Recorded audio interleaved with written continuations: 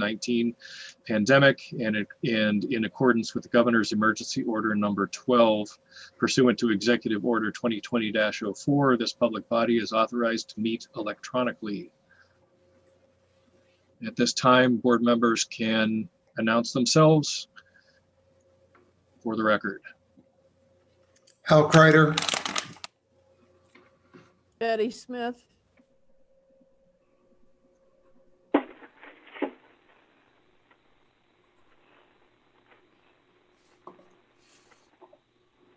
Go ahead, Tim.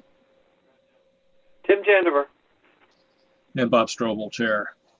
Voting designation is there's all members present, and town land use board or land use staff is also present electronically. First up, we have minutes that we should go over. And I would entertain a motion to approve minutes of November 10th, 2020. Nope, that's supposed to be December 10th. Sorry. Oh, okay. Motion to approve the minutes of December 10th. Second? Second. Okay, thank you. So motion by Ms. Betty Smith, second by Mr. Jandiver. Just note the change that the dates are December 10th. Anything else to discuss with those minutes?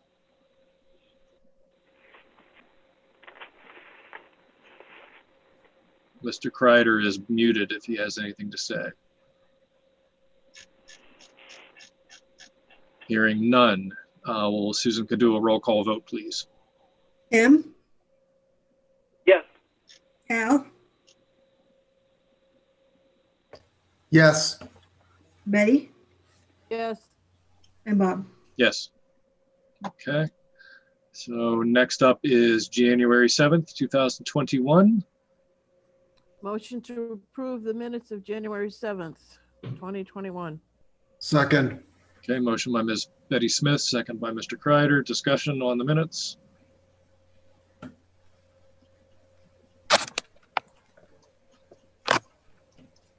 Going through my list to make sure I didn't miss anything.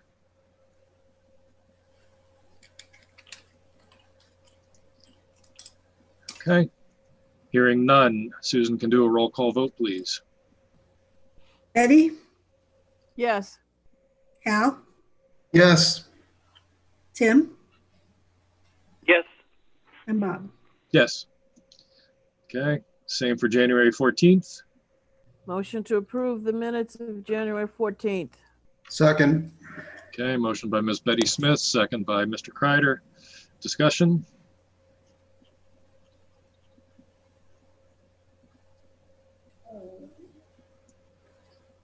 Hearing none. Susan can do a roll call vote, please. Al? Yes. Tim? Yes. Betty? Yes. And Bob? Yes. Okay, and last is January 21st. Motion to approve the minutes of January 21st. Second. Okay, motion by Ms. Betty Smith, second by Mr. Kreider. Discussion? Hearing none. Susan can do a roll call vote, please. Tim? Yes. Al? Yes. Betty? Yes. And Bob? Yes. Okay, You're all thank you. caught up. Yes. Lovely. Okay, first up is a continued case, 19-12, Michael Sullivan, Aroma Joe's.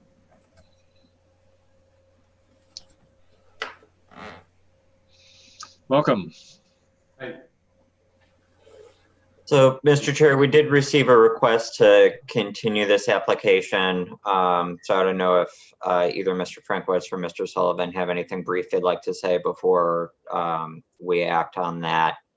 But yeah, as you recall, and as we've discussed previously, there are ongoing discussions with NHDOT District 6 that are resulting in finalizing the next revision to the plan set that would be presented to the board. Those are ongoing, and those revisions have not yet been submitted. Okay, gentlemen, anything you want to bring us up on So I can tell you. beyond that? Yes, so I can tell you that as recently as today, we had a communication with District 6.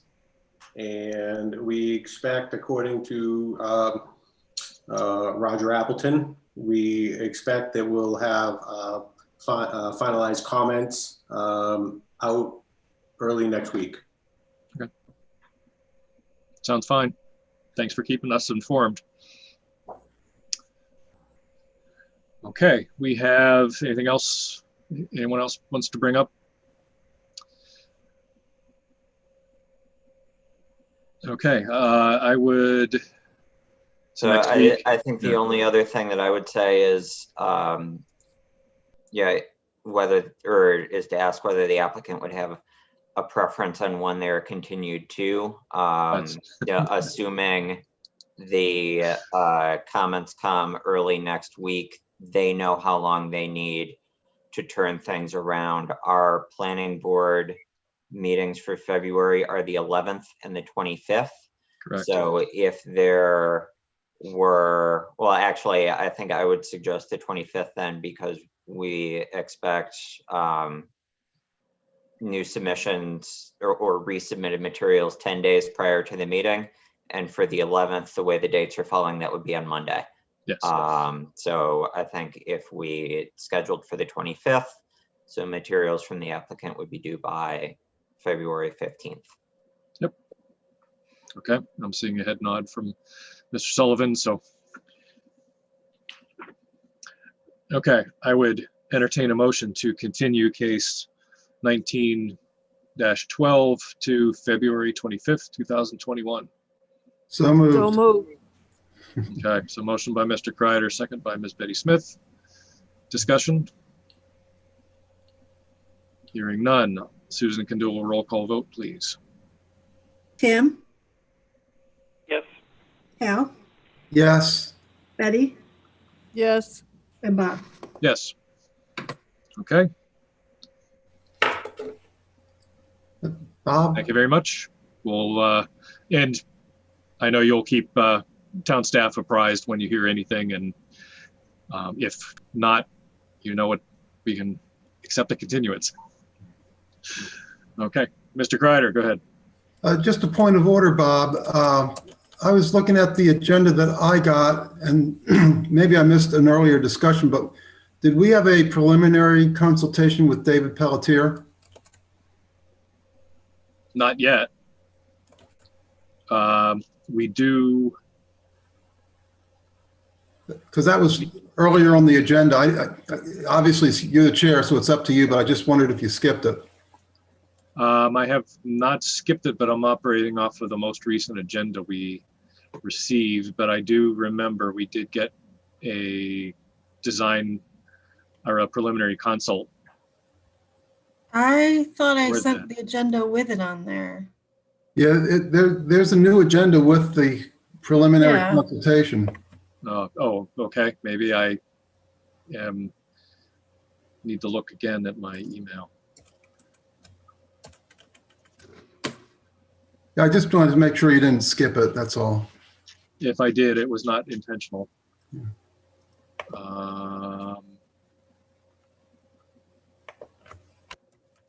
I believe that's also Mr. Frankowitz, so Yes, it is. he would have been here for both of these first two either Right. way. Right. Yeah, that was part of what was confusing me.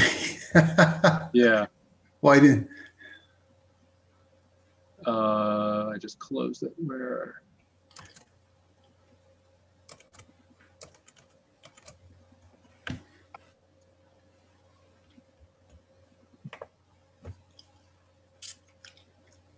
Oops.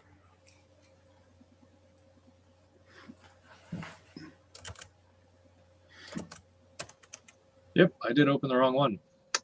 My apologies.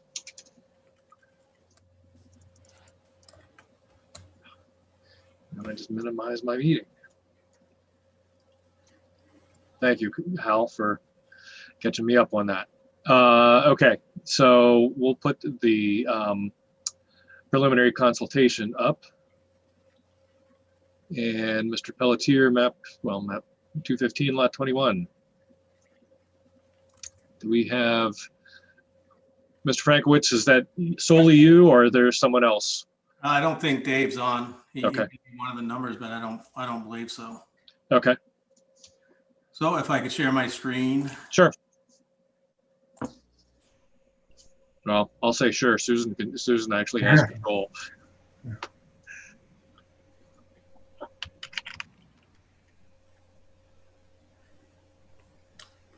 Yeah, I can't share.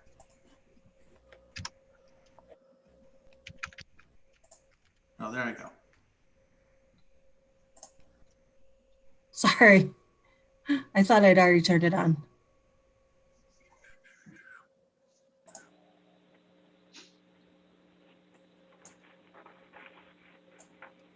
Can you see that? I can't. Yes, yes. We can. So I will start. And Scott, sorry, Mr. Frankowitz, let me pull that up. If the board members are looking for the file, it's an email dated January 22nd from Susan.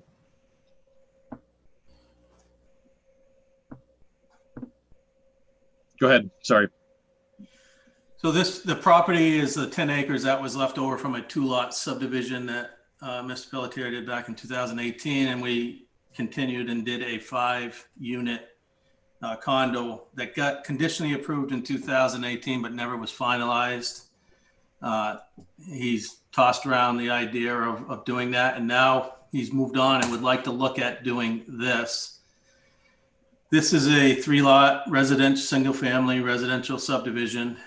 They would all have at least 150 feet of frontage on Turnpike. This is an unconventional way of laying things out, but what he'd like to do is have 2 of them access Old Turnpike Road and one that would access the 20-foot strip that is currently used for, I think, hay and stuff of the field for the access for this back lot. And what he would do is voluntarily make this hashed area non-buildable, leaving the majority of the field non-buildable, put 1 unit, 1 house on the north side of the hill, and then the other 2 on the other side, separating them and leaving a lot of open space. The lots range, these 2 lots on Old Turnpike are 2 acres. And the remainder 6 acres would go with the back lot or the lot that would get access off of Old Canterbury Road. Both driveways on Old Turnpike would have plenty of sight distance, and then up on Old Canterbury Road, there's plenty of sight distance where that driveway could potentially come out. And I'm just looking for feedback on this layout. What is the total acreage currently on that lot? It's just over 10 acres. So it would be open space.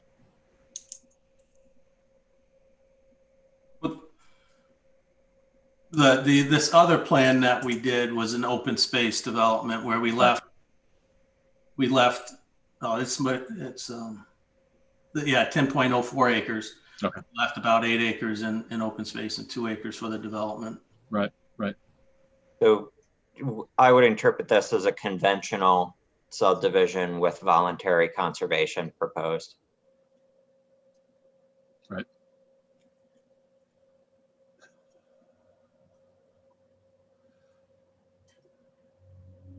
Looks like From, that's a question. sorry, because we're screen sharing, I won't be able to see everybody, so you'll need to speak up to get my attention. Bob, I got a question. Go ahead, Hal. Mr. Frankowitz, have you double checked with our code officer or our emergency access folks on the required width for access? My recollection is it's 22 or 25 feet for a drive. I'm not absolutely sure of that, but we have had discussions before with folks about subdividing. And I know we always express concern, for example, back in the Harvey Lake Estates area, where there was less than I think it was less than 20 feet. So I'm not sure what the requirements are, but that might be something you want to check into. That's obviously not the width of the driveway, it's the width of however you get to the lot. Is that what? Yes, and I remember, for example, the Gearys, who moved their house back on 107 back to the back. I remember they ended up having to have folks come in and widen Privy Road. And my recollection in talking with them was they told me the requirement was 22 feet. That's for a private road requirement. This would not be a private road, it would be a driveway. We were involved with the Garys doing that, and that was because it was considered a private road, and that falls under your private road regulations. Okay, well, as long as you got it covered, that was my only concern. Yep. And just for those of you who might not know, the space just to the north of the top, just below Ye Olde Canterbury Road label, is the cemetery. I think it's Fairview. Yeah.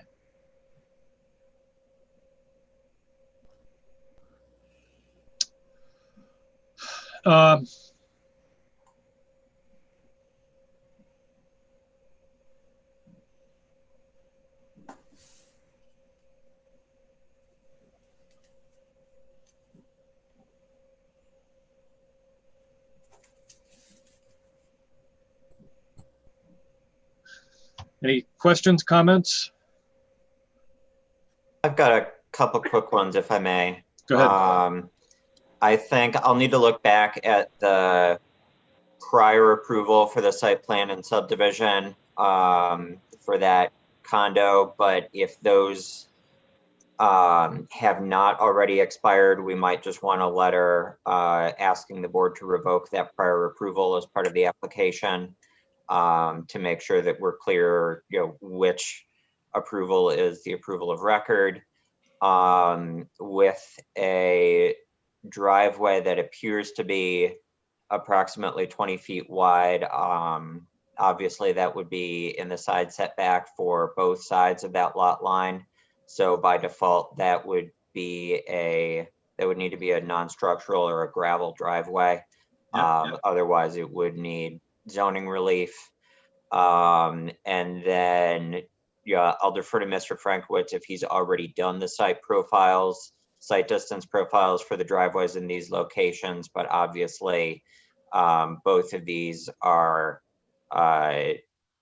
interesting roads where the topography is not always friendly to a lengthy site distance. So we would want to see those profiles to make sure that there's adequate site distance, just to confirm in the board's review.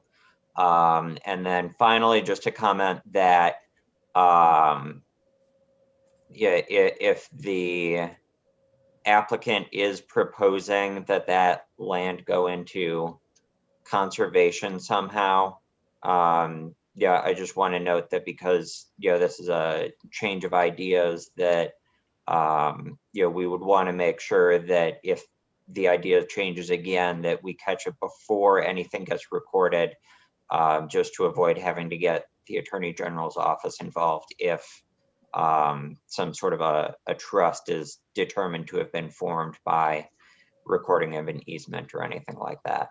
I don't believe that should be the case here, since the prior approval that would have put some of that into open space previously was never finalized. It never received final approval.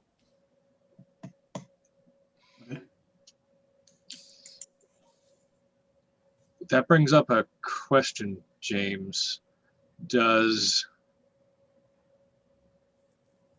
We just dealt with a case the other end of town where that is similar. So Myers.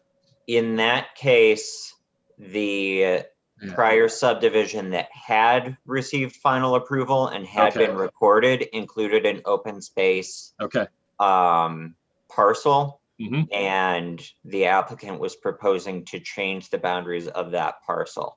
Correct. in that case, we still didn't have to involve the Attorney General's office because the easement that should have been filed back in the day had not been. So they said that they didn't have jurisdiction because no easement existed. And so it was up to the board to determine whether you were willing to change that configuration. But in that case, the board had a previously approved site plan where you could have enforced the conservation of that open space as an approval that was completed and recorded. If the prior approval where you approved open space was not completed, that permission is would either have expired already, or it sounds like the applicant would propose to have it revoked as part of applying for a new subdivision of this parcel. I think that that you can still consider, this looks like it's a proposal of less open space than previously. And I think that you could potentially consider whether that is a problem if the applicant is proposing to use more land than you had previously approved from them. But keep in mind that what they were proposing was largely voluntary. I believe it was open space, but exceeded what was required.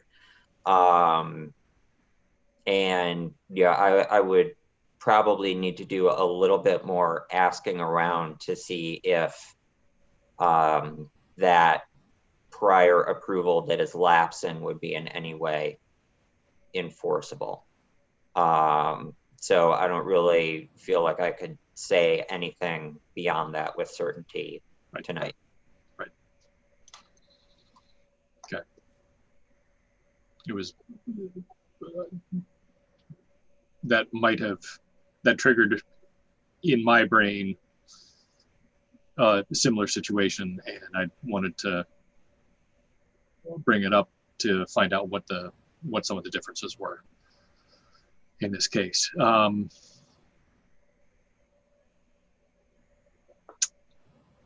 Okay, anything else from anyone? I have a question, Bob. Go ahead, Tim. Mr. Jandeber. Oh, Tim's fine. Yep. It appears to me that this is not a three lot subdivision, but it's a 4-lot subdivision. Is that right or wrong? I mean, you have the 3 buildable lots, but you have a 4th lot of 4 acres. No, and Mr. Frankowitz, chime in if you need to, but I believe the 4 acres goes with the top lot. Yeah, I can.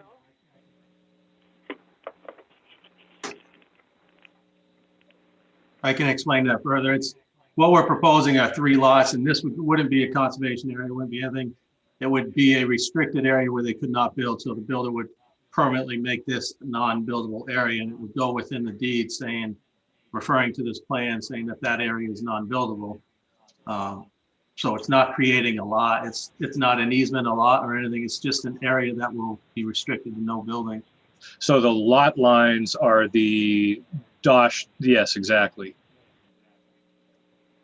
And there would be 2 lots that have non-buildable areas added to their deed.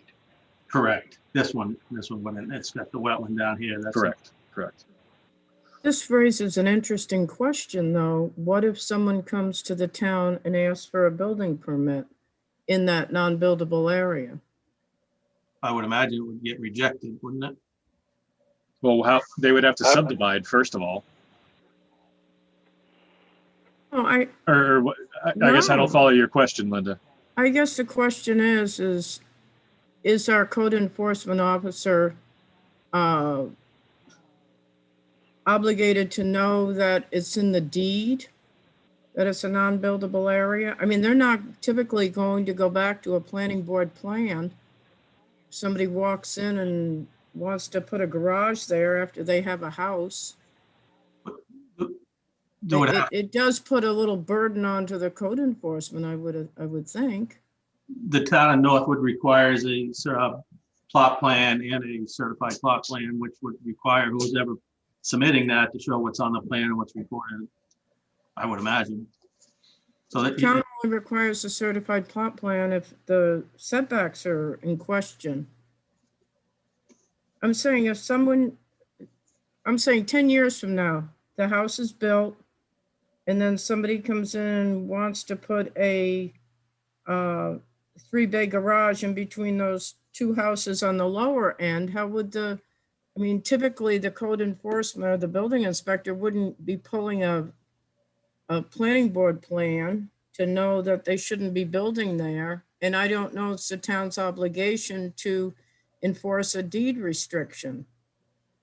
Typically, it would not be the town's role to enforce a deed restriction. That's what I thought. So, I mean, I guess my two thoughts would be we could have further discussions about the mechanism for the conservation of that space. And Mr. Frankwitz and his client can consider that further about, how they would propose to carry out that proposal, whether it's an easement. It looks like at least 2 of your buildable areas would meet the minimum lot size without that non-buildable area attached to them. Just with an eyeball, the top one and the left one on Old Turnpike look about the same. It would be the rightmost one on Old Turnpike where it looks like you need that top bit to get your 2 acres. So if there wasn't an acceptable way of doing that, we may need to look at whether it would physically be possible to have that open space as its own non-buildable parcel. you only need 1 acre of buildable area though, in Northwood with 2-acre lot. Right, but what I'm saying is if the mechanism we needed was ultimately to make the open space its own separate parcel, Okay. it looks like you've got 2 parcels that would be fine as is. It would be the rightmost one on Old Turnpike where you might need to fiddle with some lot lines or see about whether that needed to be buildable or what. And I'm happy to discuss offline with Mr. Frankwitz further if need be. Okay.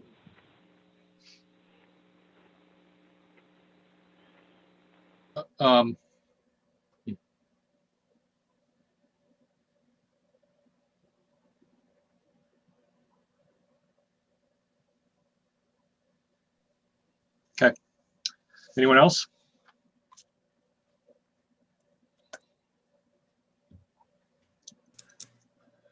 Bob, I do have another question. Sure, So go ahead. I'm trying to figure out why the lay of the land here.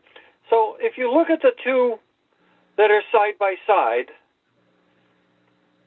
I don't think they're numbered. No, I don't see a number. yeah. But anyway, if you look at the 2 that are side by side on the bottom of the page, well, I don't know what the bottom is, but anyway, I'm trying to figure out why on the one on the right they went up into the non-buildable area rather than just divide the non-buildable area that's between the 2 up. It almost looks like somebody later on is considering putting the driveway through to there or something else. I don't know. It just looks very screwy to me. It's because he I just needs want- frontage He for needs the frontage. top lot. The lot that would have the driveway from Old Canterbury Road only has about 20 feet of frontage. So that space between the 2 at the bottom on Old Turnpike Road is to get frontage for that top lot.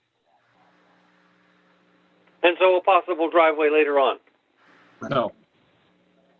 It's all one lot, but the driveway is I mean, on. if Old the Canterbury. mechanism said, if the conservation mechanism, whether it was a deed restriction or an easement, said no driveways, then there would be no driveways. I think certainly it's, wouldn't. Excuse me, I wouldn't argue with you, but I can take you and show you probably 15 driveways that are not where the planning board said they were going to, where they were said they were going to be to the planning board. Several right in my own neck of the woods, which I find irritating. So that's why I'm wondering. It just doesn't appear, something appears funny as to why that odd piece of land is between the two and wasn't divvied up. That's my concern. I've expressed it. Thank you. Okay. That would be the intent of the non-buildable, that nothing at all would be built in that.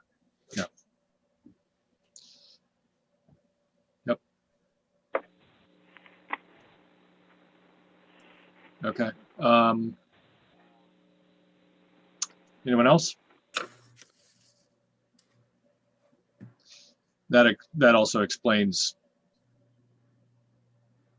Tim touched on something that I was struggling with, but that explained why it was done the way it was done. So.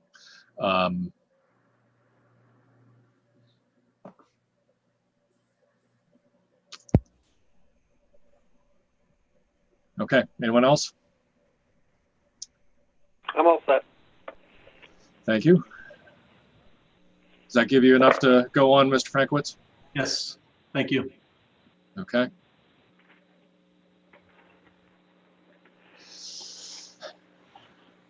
Okay, thank you.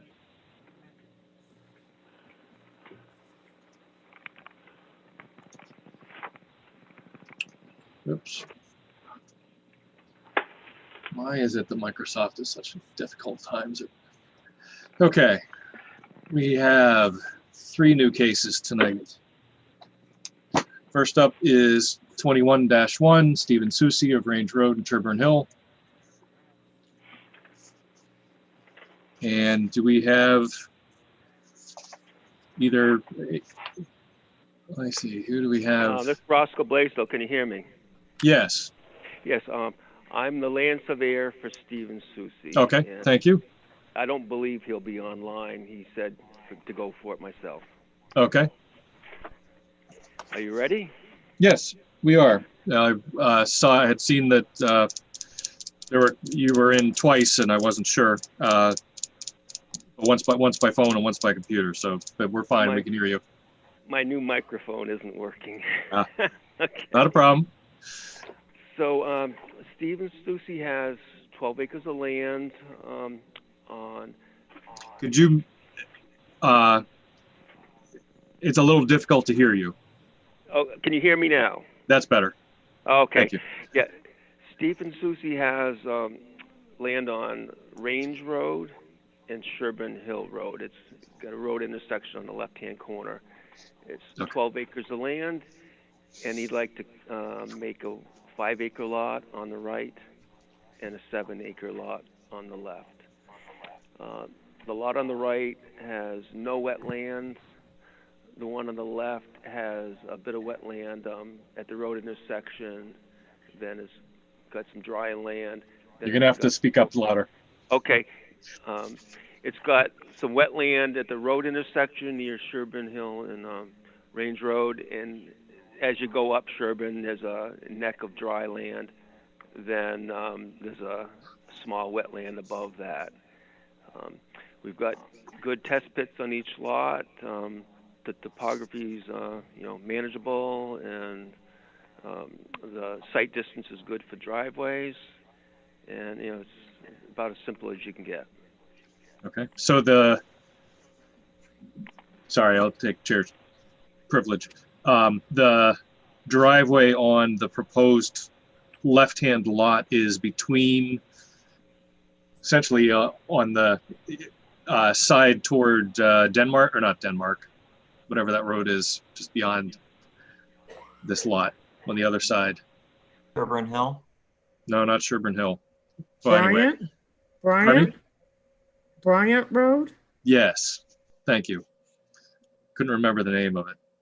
But it's, so the left-hand lot would be, driveway would be off of Sherburne Hill, and the right-hand lot is the existing driveway, is that correct? Yes. Okay.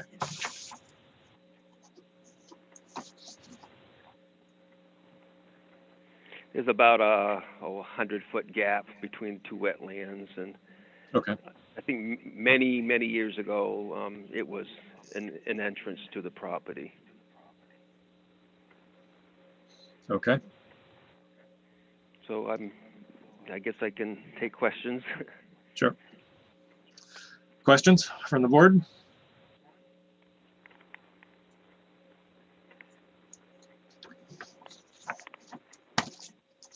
Okay. Oops, I gotta pull up the right review.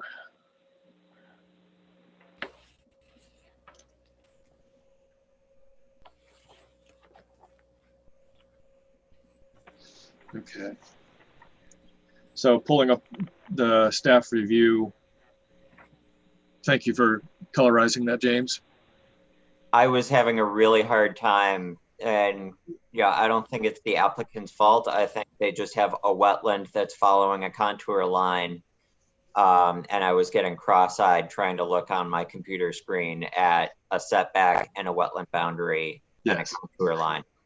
Well, I couldn't find the left-hand lot driveway myself between that and the setback. So, and that's not criticism of the applicant. Don't even think that. So yes, it was blueprints and done in black are always tough.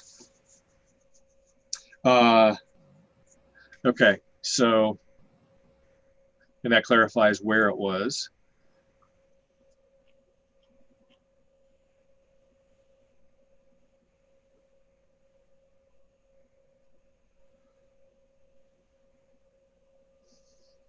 Okay. I'm just going through your staff report. Have the wetlands been delineated by wetland scientists?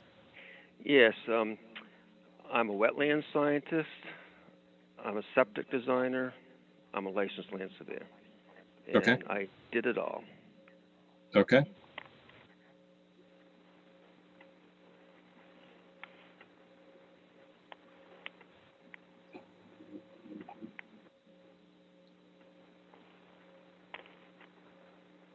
I didn't see a stamp on the plan set. That's the only reason why, or one of the reasons. I have your survey stamper or stamp, but you also have a wetland stamp? When I give you the Mylar, I can give you another copy of the plan Okay, that's with fine. a wetland stamp. Good enough. Okay.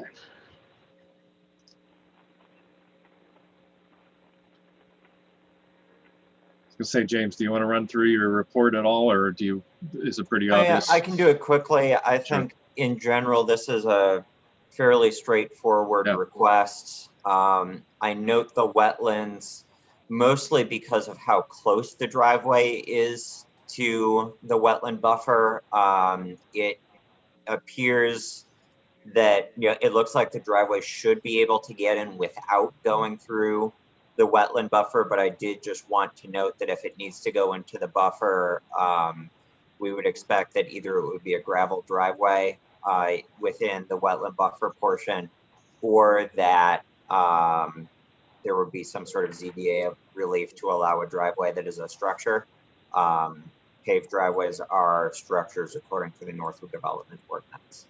But that would be an issue for when a actual driveway is proposed in the future.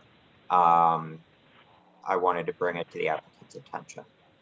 The contiguous upland, looking at the proportions of wetland to the rest of the lot and the lot size, I'm 100% confident that the applicant has enough contiguous upland, but I would like to see the calculation for I believe it's proposed lot 35 and the other lot is 35-1.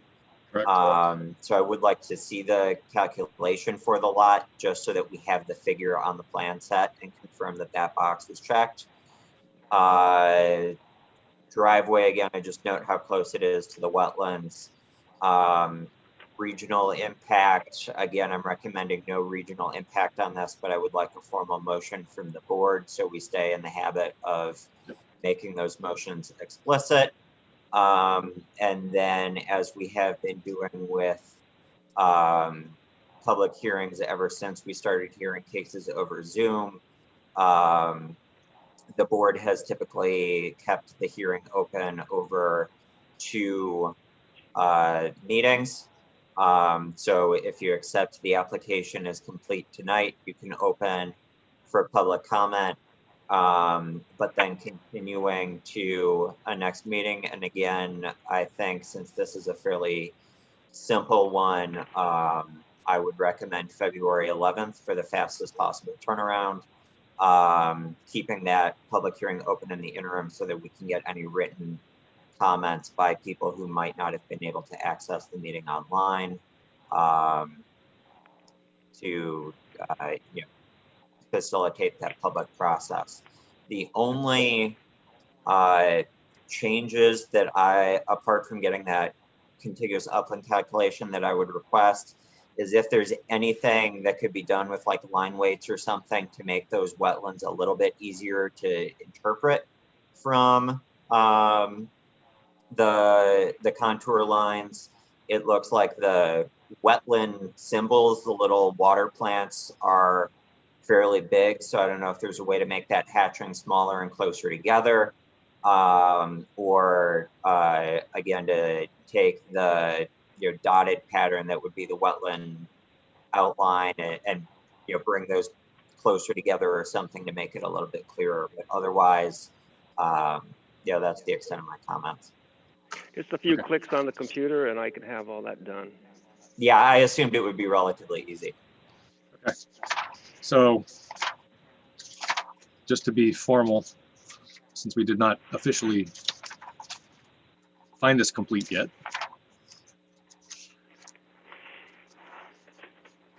let me get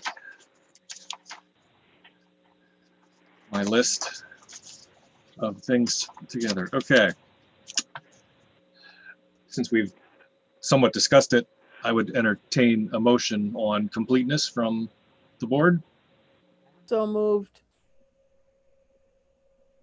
Hal, I saw your mouth move. Okay, but since Tim was not on mute, we'll give motion by Betty Smith, second by Mr. Jandeber, to find case 21-1 complete. Discussion. I have one question for James. Sure. You asked for the calculations on the uplands. Is that a requirement for completeness? If this was a 2-acre lot and half of it was wetlands, and it was a matter of, are we going to be at 1.1 acres or 0.9 acres of contiguous uplands, I might be worried about it. In this case, since it's a 7-acre lot and visibly less than a third of it is wetlands, I feel fairly comfortable with the calculation, and I feel okay with having that figure as part of a revise and resubmit as a condition of approval. Okay, thank you. Okay. Anyone else? Hearing none, Susan can do a roll call vote, please. Tim, Yes. Hal, Yes. Betty, Yes. and Bob. Yes. Okay. So we have found case 21-1 complete. I will read the abutters list. If you are in a butter and I call your name and you are present in the meeting, please unmute yourself and say something so that I know, present here, or whatever you would like, so that I know you are here in the meeting. You will be given a chance to speak later, which might not be very much later. Okay. Representative of the Dodge Revocable Trust of Northwood. The Jazokis Revocable Trust of Northwood. Brian Allen of Northwood, Richard and Michelle Zablisky of Northwood, James DeLong of Northwood, Nicoletti Realty Trust of Northwood, the town of Northwood, Mr. Kreider. I might get this wrong. It's either Higas or Higas Family Revocable Trust of Northwood, Robert E. Donahue Jr. of New Jersey, Randall and Jessica Diffin of Northwood, Mr. DeLong again of Northwood, and the applicant Stephen Susi. Okay. Just to double check, anyone phoning in who is here for this meeting and did not unmute themselves, please do so at this time, just so I know you're present. Okay, I'm not seeing any changes. Okay, so you're on the record or on the clock. According to plans, as you probably know, planning board has 65 days to render a decision on this case, or no more than 65 days unless the applicant requests a continuance. As Mr. Burdine said, we are hearing this over two cases, or two evenings. Is there anything from the board that they would like to see before the next time, aside from the uplands calculations for the left-hand lot, or actually for both lots? Only the calculation James requested. Exactly. I'm not seeing anything. When would you like this? Next week? What we follow is that submissions from the applicant have to be in hand to the town office at least 10 days before they're heard again. If we, as James suggested, plan on hearing this for February 11th, that would be 10 days beforehand, which would pull up to be... If it would be possible to have it Monday, that would be excellent. This is a fairly minor change, and I will note on your staff reports, I have written the conditions of approval as if the applicant has not resubmitted anything until they have conditional approval. So yeah, if the applicant presents those numbers on the record and they're in the final plan for signature, and Bob and I can confirm that before they're signed, yeah, I think we can, for something this simple, we can be a little bit flexible with Monday because of the quick turnaround. But you know, I think as long as we have it for the final approved plan set, that gets signed. I can easily do that. Okay. Okay.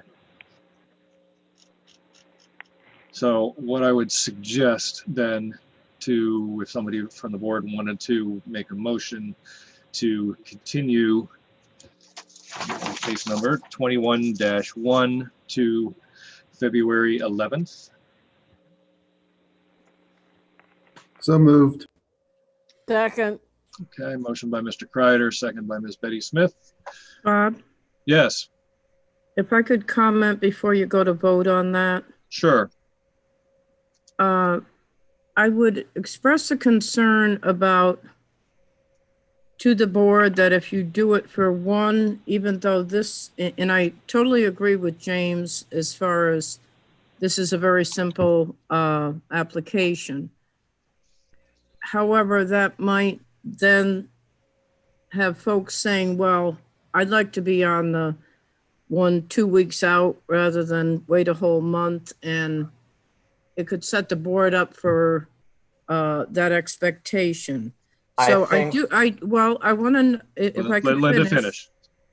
If Go I ahead, could Linda. note, in this particular case, I think that it warrants it for a separate reason. And that reason is that the applicant had provided the application and it was at Town Hall, and there was an internal error made where it was not provided so that we were aware of it, and it got bumped out. So I think under the circumstances that there was some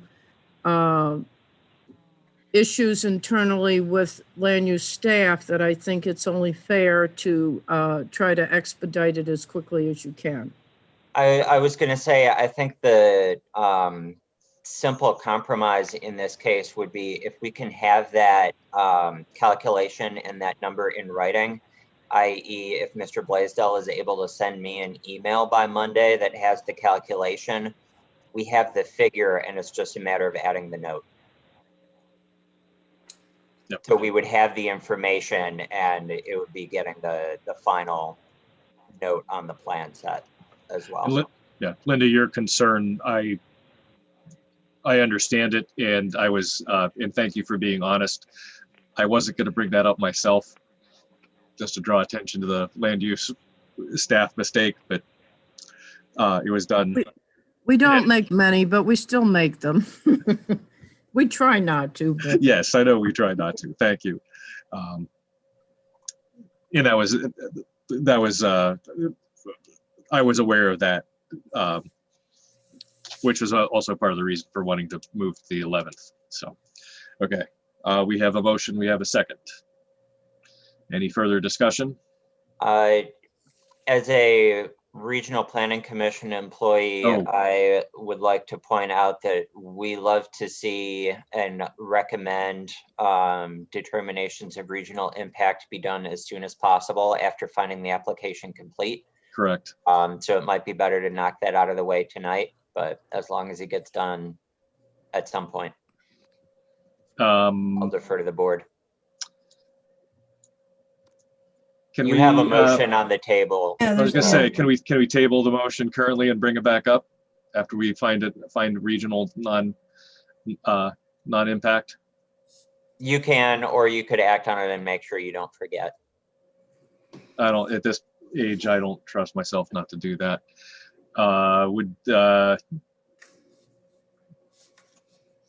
Probably easiest to withdraw the motion and then do regional impact and then redo them.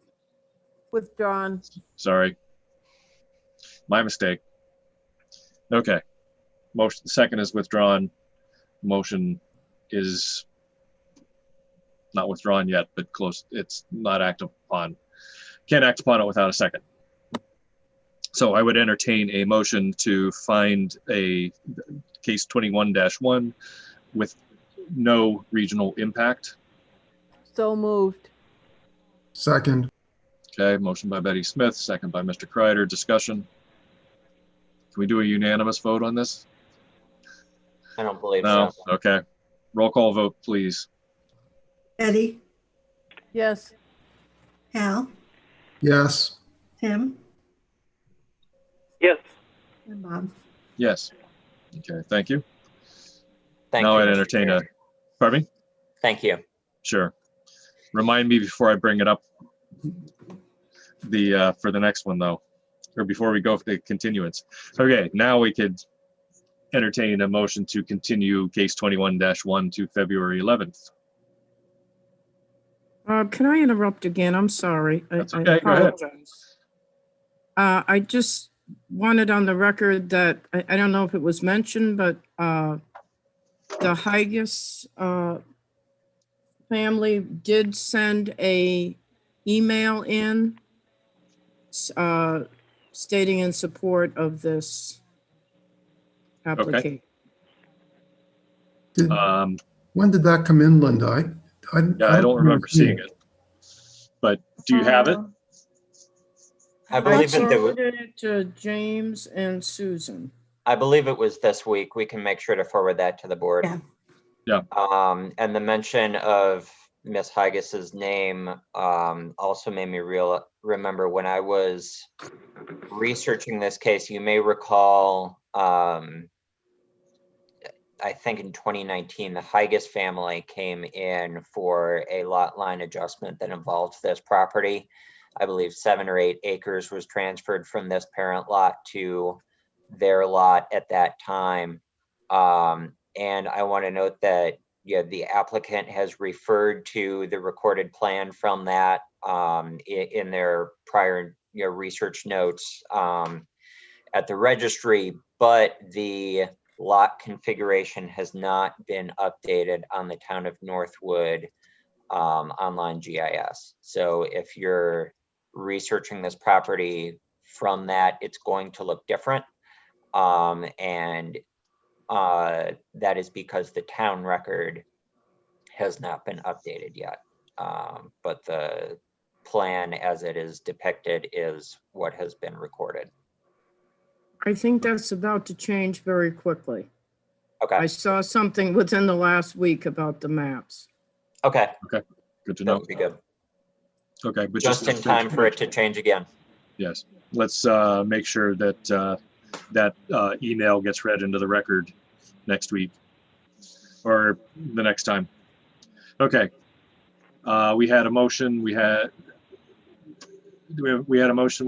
Do we have a second? No, we haven't gotten approval. Or no, I asked for a motion. We didn't get So anybody. Make it. Betty made the motion, but we don't have a second. Okay, do we have a second? Second. Thank you. It's a second by Mr. Jandeber. Discussion on continuing to February 11th. Hearing none, Susan can do a roll call vote, please. Hal, Yes. Tim, Yes.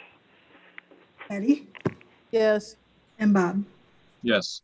Okay, and just so the public is aware, what we are doing for cases in terms of the pandemic is we're hearing the case on one evening. Public has a chance to review the materials and get any feedback to town hall. And then we will be hearing it again on February 11th. Any comments are best sent to town land use staff by email or letter. Okay. We'll see you again on the 11th. The next Thank you. up. Thank you. Next case is 21-2. McLaren Drive, 22 McLaren Drive, Joe and Judy King. And I'm guessing that the Judy that is on the meeting might be the applicant. Yes. Thank you for unmuting yourself. You took the hint. Yes, this is Joe King, Okay. my wife Judy. Okay. And, Do you have anyone else in the meeting tonight to participate as far as a representative or assistant or something? I'm here to represent them, Chair. Okay, thanks, Mr. Frankwitz. We're here too, the Andrews at 22 McLaren. Okay, thank you. Yep. When we get to that point, I will call on you again. Okay. Let me get my papers together here. What's 23? We're 22. Yes, we are.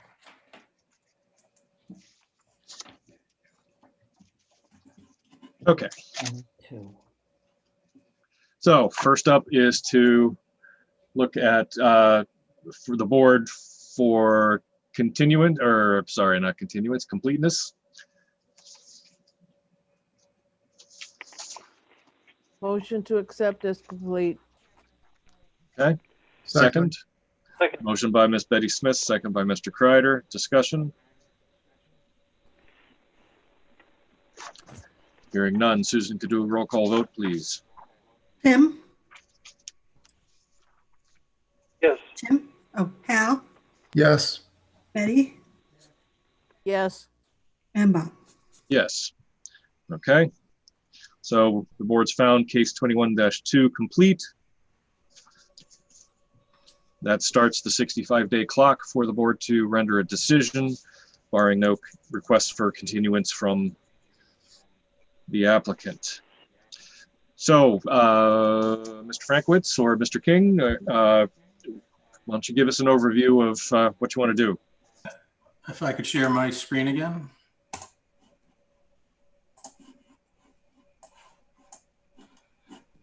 If everybody can see that? Yep. I can at least. So Scott Franco from New Hampshire Land Consultants and the applicant and one of the property owners is here tonight. A little history on the properties. The Andrews owns this 2-acre piece. The Kings used to own this 0.17 acre parcel, which is now owned by the Murphys.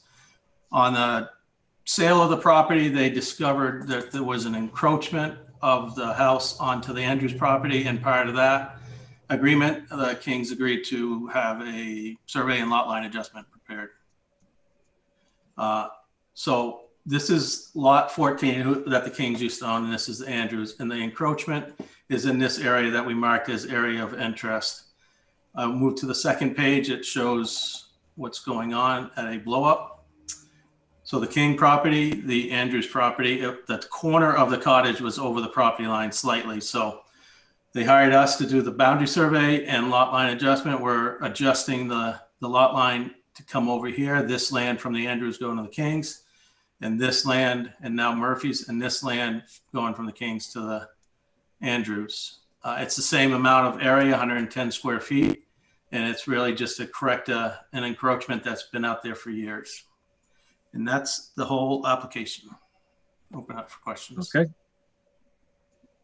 Okay, to get me back on track, I will read the abutters list. If, would you, Mr. Frankwich, would you mind not sharing your screen just so I can see people?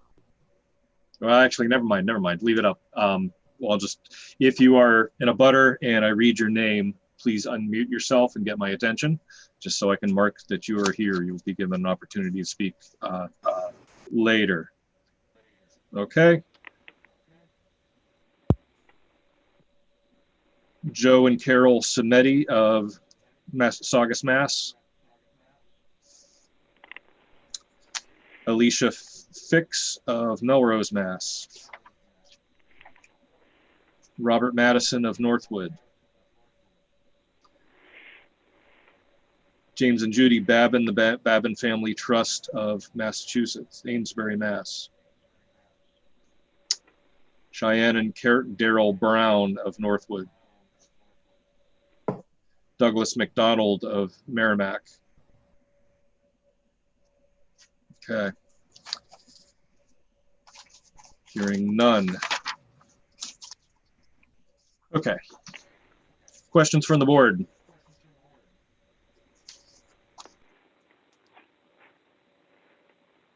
Hal, go ahead.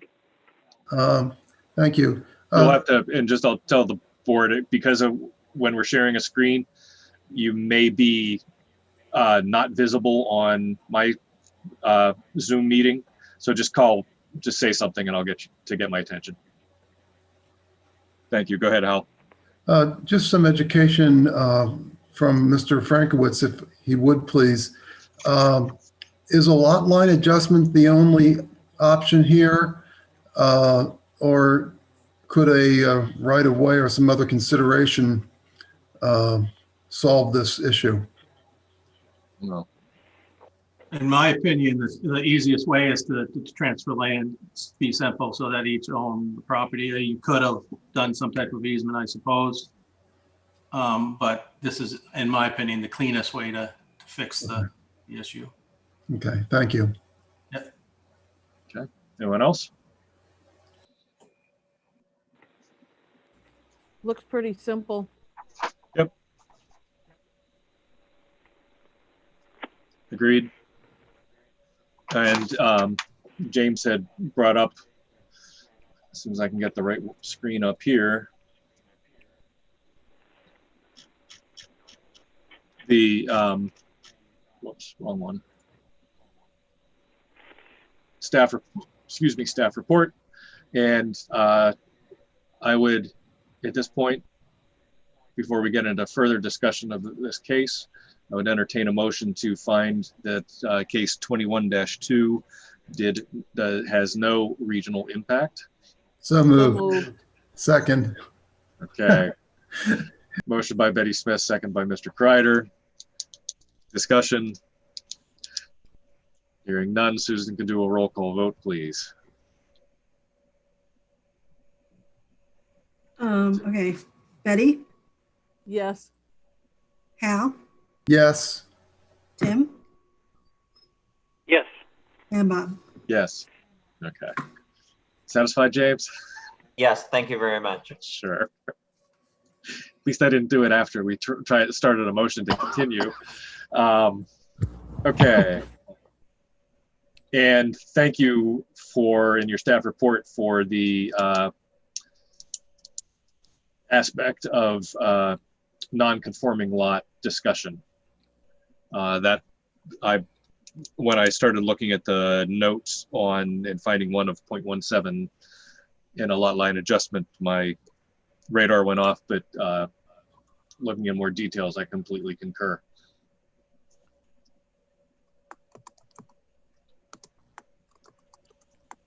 Okay. Anything else anyone wants to bring up as far as the staff report or conditions?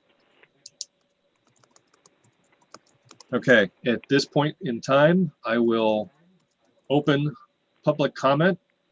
If there is someone in the meeting who would like to speak on this, you just need to get my attention so I can call on you.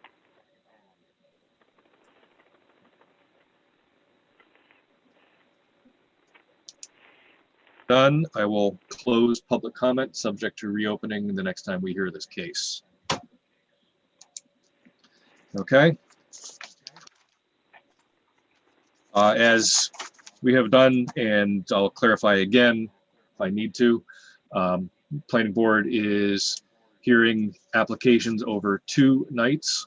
First night is introduction, opening. We'll have a chance for questions from the board, and then we will continue to a further evening. In that period of time between the meetings is a chance for the public to comment on this application if they wish. They need to contact town staff, land use staff, to get comments in. Since the board has not found anything, has not requested information of the applicant, there is no further information coming in.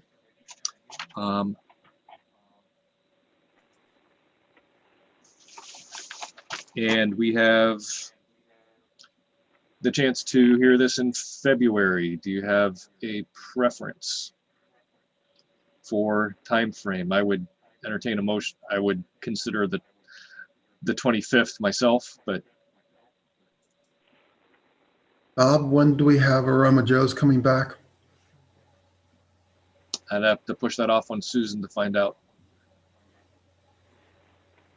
We did do Aroma Joe's on the 25th. Yes. Because at that point, at whatever point he's coming back, I thought he said he would have the stuff Yes. from and so that could end up being a longer meeting there. Right. It could also be that for the simplicity of this case, we could, the chair could reorder for the evening and take the 10 minutes to handle this one first, if we wanted. Mr. Chair, I think since this is a fairly simple one, I think we can put it on for the 11th.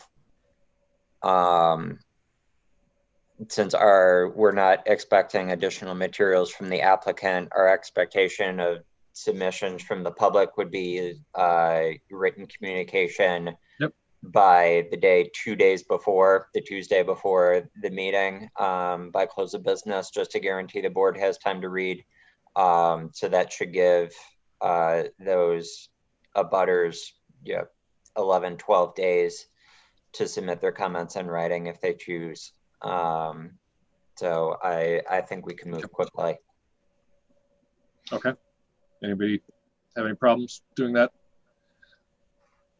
Okay, I'd entertain a motion to continue case with Linda's exceptions noted, case 21-2 to February 11th. So moved. So moved. Second. Okay, motion by Mr. Kreider, second by Ms. Betty Smith. Discussion. Susan, can do a roll call vote, please. Betty, Yes. Hal, Yes. Tim, Yes. and Bob. Yes. Okay. We will See you on February 11th. Thank you. If I could just, we haven't received the copy of the staff report, even though there may not be much on it. I'd like. If we I emailed it 2 minutes ago. Okay, My apologies. no problem. Thank you. I can attest that's accurate. There's not much on it. Thanks again. Okay, thank you. Thank you. Thank you. Okay, why don't we take a 3 or 4 minute break? Or recess, however you want to call it.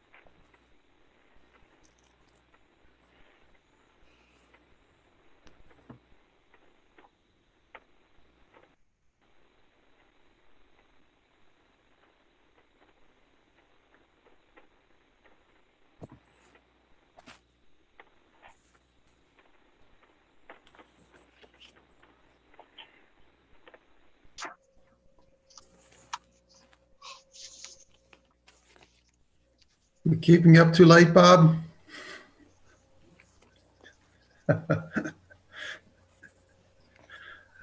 Yes. So you're the town you work for is going ahead with the deliberative session. Pardon me?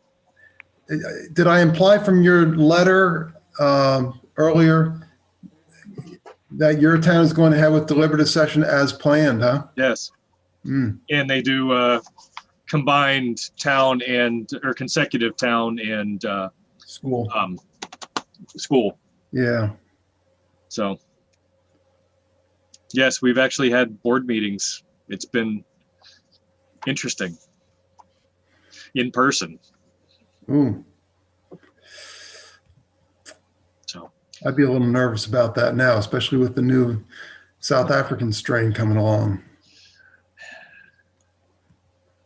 They said on the news tonight, people, one of the states just south of us, well, along the East Coast. South Carolina. Yeah, they already have Where it, and they never my dad traveled. is. They never traveled, but they got it. Yeah, that's where my dad is right now. well, okay. So when we come back at 8:18 for case 21-3.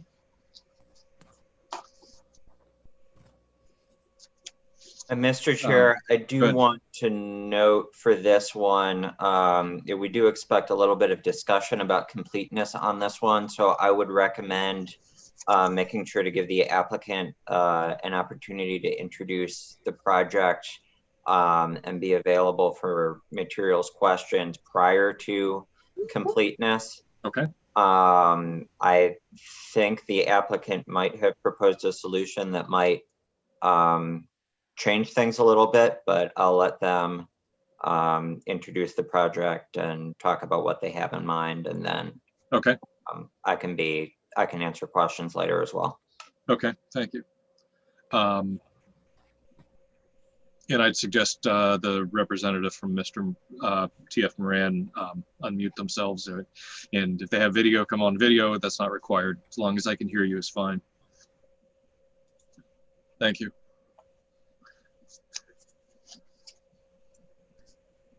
Okay, 21-3 is Camp Yavna, represented by TF Moran.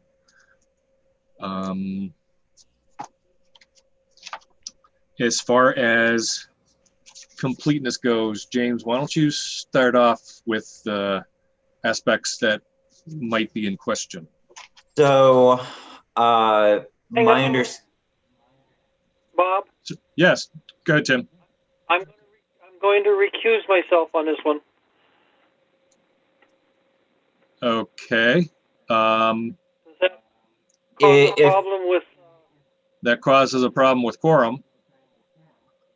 That's what I was wondering. I mean, I don't care one way or the other, but I work there. Oh, yeah, that's definitely a conflict.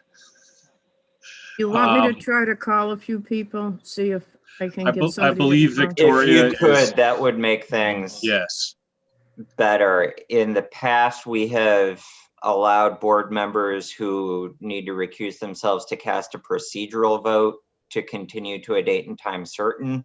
But I think we would need, if Tim plans to recuse himself, a different board member to make any other motion, including an action on completeness. Right.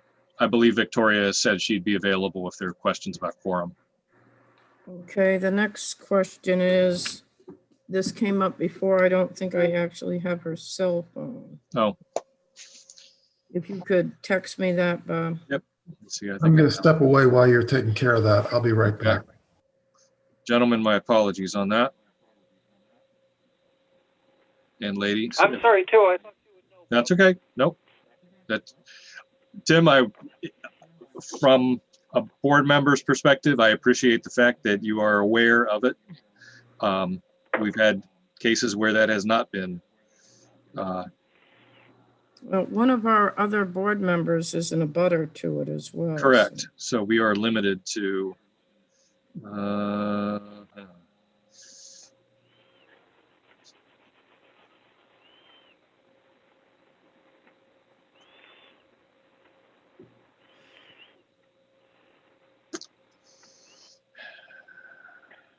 might have to look through my email, Linda.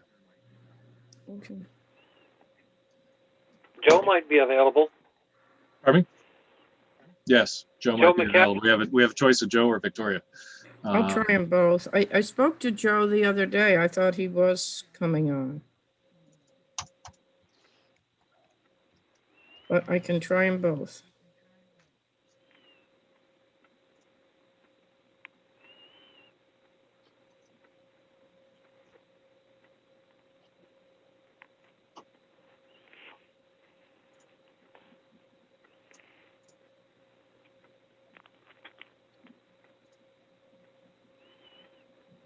I actually thought I had her phone number, but it is in an email, not as a.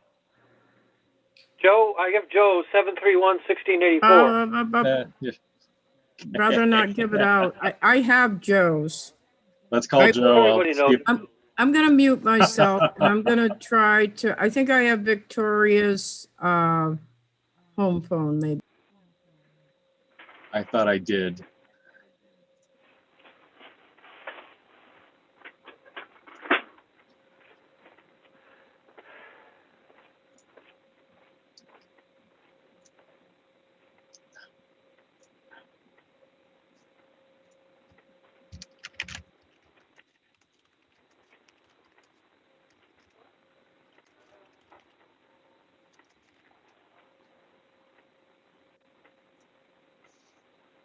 I did shoot her an email, seeing if I could find her phone number.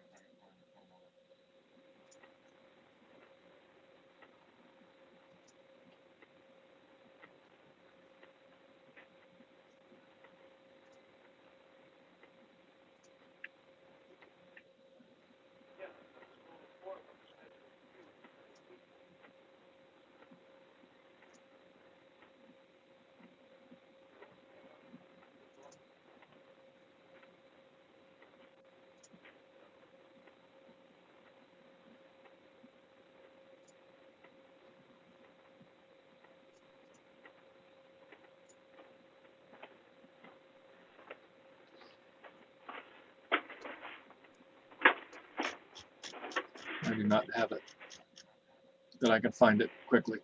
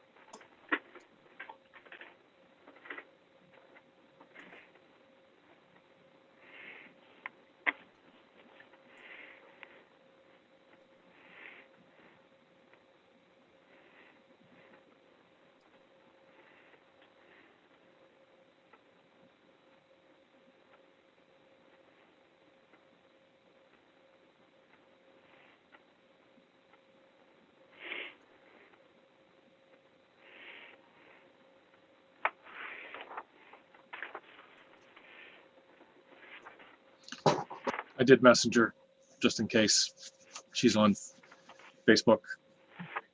So, I actually have a phone number for Victoria, but it doesn't say whether it's home or a cell phone. okay, we'll try. Who are you looking for a number for? Victoria Parmalee. Oh, geez, I thought he said Marie Correa. Oh, no. Couldn't imagine. Okay, I just spoke with Joe and he's gonna try to come on. Okay.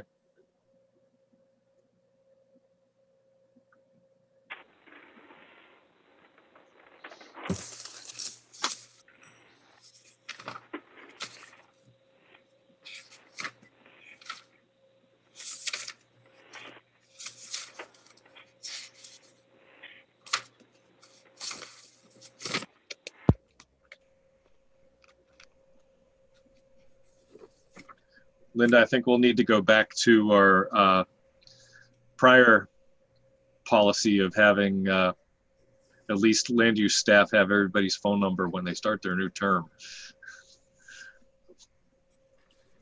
Right. I understand why we did it. And I completely agree why we did away with it. But Well, I usually have all of that. right, We just don't give it out. We exactly, don't give cell phone numbers out and all that. exactly. I'm looking in, try to see if I can. No.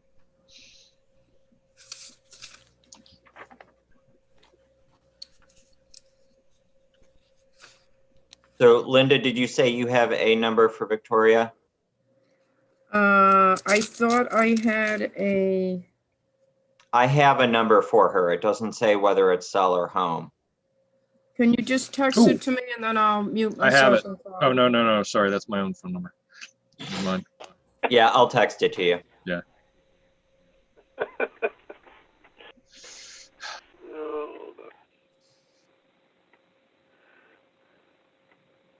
It's just sort of surprising for me that I didn't have it, but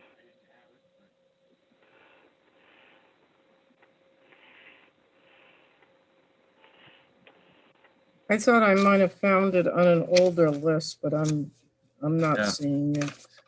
well, I'm going back through I can pull up my chat history from 2017 but I don't have it in there. Okay, I'm gonna call. Okay, thank you.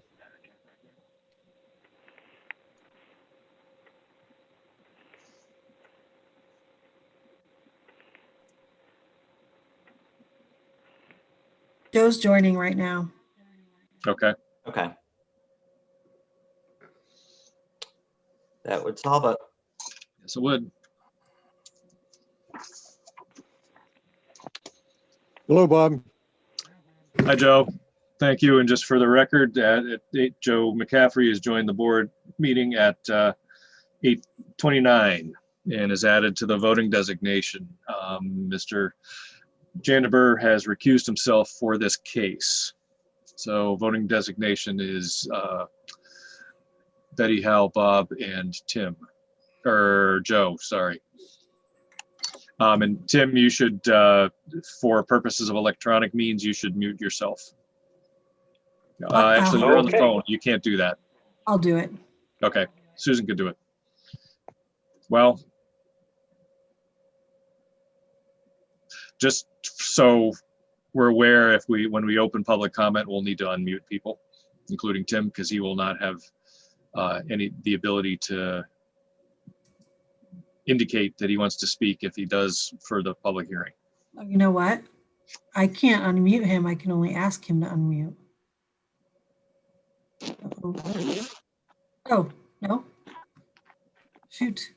No, you can't.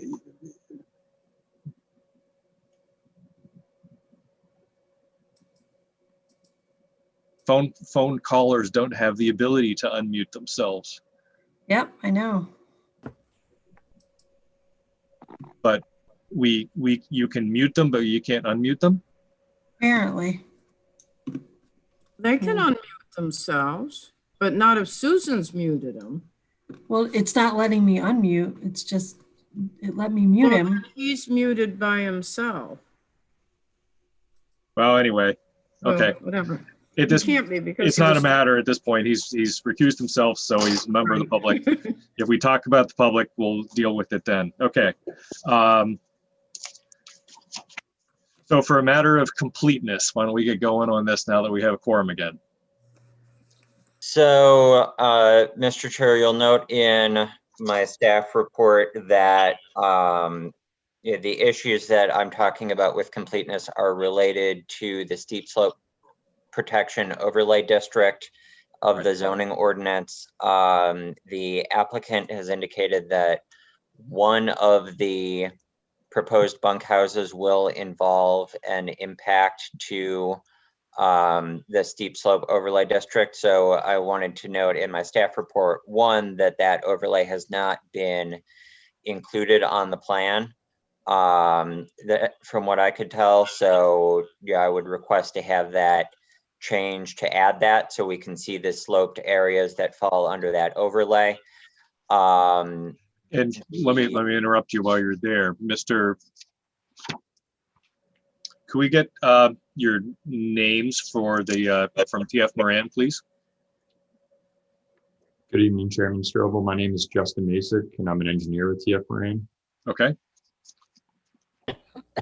I'm joined here tonight also by, in our office here, with Russell Bassett, the facilities manager for Camp Yavna, Okay. Yep. as well as Corey Caldwell, a principal here at TF Moran. Okay, and I'm sorry, Justin, your last name again is? It's Masick, M-A-C-E-K. Okay, thank you. I always like to have names instead of calling you by your company. Appreciate that.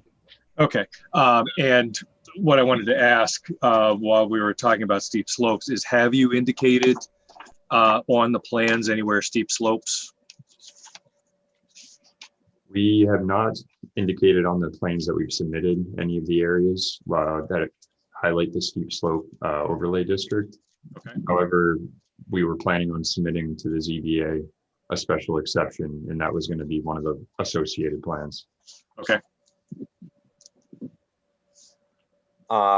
So yeah, as the applicant indicated, the second issue related to slopes is the pending ZBA action for that impact.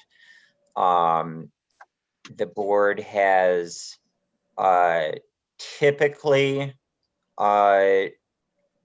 operated under the procedure of, you know, having ZBA actions over and completed prior to acting upon the planning board case that relies on those approvals. But you have made exceptions to that in the past, up to and including requiring those ZBA approvals to be finalized as a condition of approval. So I think that is a matter for the board to discuss as to how far along into that ZBA process you would expect them to be for the issue of completeness. I believe, though, I'll let the applicant speak further for themselves, that they had proposed the possibility of simply removing that building from this proposal, proceeding with the remainder of the improvements that would not involve any ZBA action or any impact to the plan, or to the steep slopes rather, and coming back to the ZBA and coming back to the planning board for a site plan amendment for that final building at a later date once that approval is in hand. So yeah, again, I would defer to the applicant to talk more about that plan and, you know, whether that's something that they are interested or would prefer to do. Okay, thank you. Do you want to respond to that? Yes, thanks. We would actually like to share our screen if we're able to, so we can. Sure, go ahead.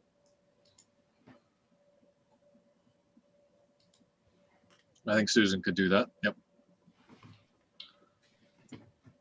So shown here is a master plan for the Camp Yavna campground. It's approximately a 55.69 acre parcel, assessor's map 124, lot 15, and it's found off of 18 Lucas Pond Road. I'll zoom in here. So originally, when we submitted our plans for this minor site review, we were showing 4 different proposed bunkhouses, which are highlighted in a darker color here. We had B12 and B13, B11, G11, and G12, G13. The G represents girls' bunkhouses and the B represents boys' bunkhouses. We were also proposing an addition to the existing MARP infirmary building on the backside. And in light of what James was just discussing, in order to eliminate the need for special exception during this presentation. We've gone ahead and removed bunkhouse G12 and G13, which was located here. And we've actually eliminated B13 and B11 and G11 as well. And now we're only focusing on B11 and the MARP edition. So for tonight's meeting, we were hoping that we can just focus in on those two aspects and hopefully receive, a completeness from the board. Okay. Questions from the board on as far as that aspect of it, that, what we're essentially, we have more information in our packet than we would actually be acting on, which is a bit unusual in my history, but I don't have any problem with it. Anyone else have any comment? I have a question, Bob, Joe. Go ahead. Just for clarification, a point of information to the applicants or applicants. So I followed, I think, what was being suggested. They were going to, for the moment, pare down the proposal kind of in the, I guess, in the framework that James was describing, where this can be added to with the zoning board's approval at a later date. I am wondering, of the ones being postponed, is it likely that, I'm looking at the grade, it's kind of hard. I don't have any of the paperwork with me. I did go over it before, but looking at the plan that I see, it looks like 2-foot intervals on the grade lines or the contour lines. So just wondering, are the ones that are being momentarily excluded, are they in fact in a steep slope condition themselves, or is it just because of the overlay parameters that are creating the caution? Are you following of the buildings that you're postponing temporarily? I can see one, the G12, for instance, G13. I can see it's there's a steeper slope behind it, but is that what's occurring with some of the others? Because the others seem to be in a, again, I say a 2-foot interval situation that doesn't look that extreme. I didn't walk these. I am a little familiar with the sites, but still. So my question is it because some of them, or all 3 or 4 that are being postponed, are in a iffy situation regarding steep slope? Good question. Mr. Chairman. Go ahead. Corey Caldwell from TF Moran. Sure. To answer the question, only G12 and G13 are in a steep slope. What you have before you is kind of a master plan of what the camp intends to build out over the next 3 or 4 years. So we thought it important to show that master plan, but the only 2 buildings they plan to build in the next year is the infirmary addition, the MARP addition, and B11. Mm-hmm. Okay. G12 and G13 is the only building within the steep slope district. Okay. Okay. And so that could be adjudicated by the zoning board at a later date. Yeah, I take it, is that correct. what the, yeah. In fact, we have an application ready to submit to the ZBA for G12 and G13 and intend to do so tomorrow to at least start that process. But we're not going to bring it back before this board until we have ZBA relief. Okay. okay. All right, good enough, thanks. So just so I can mark up my own plans.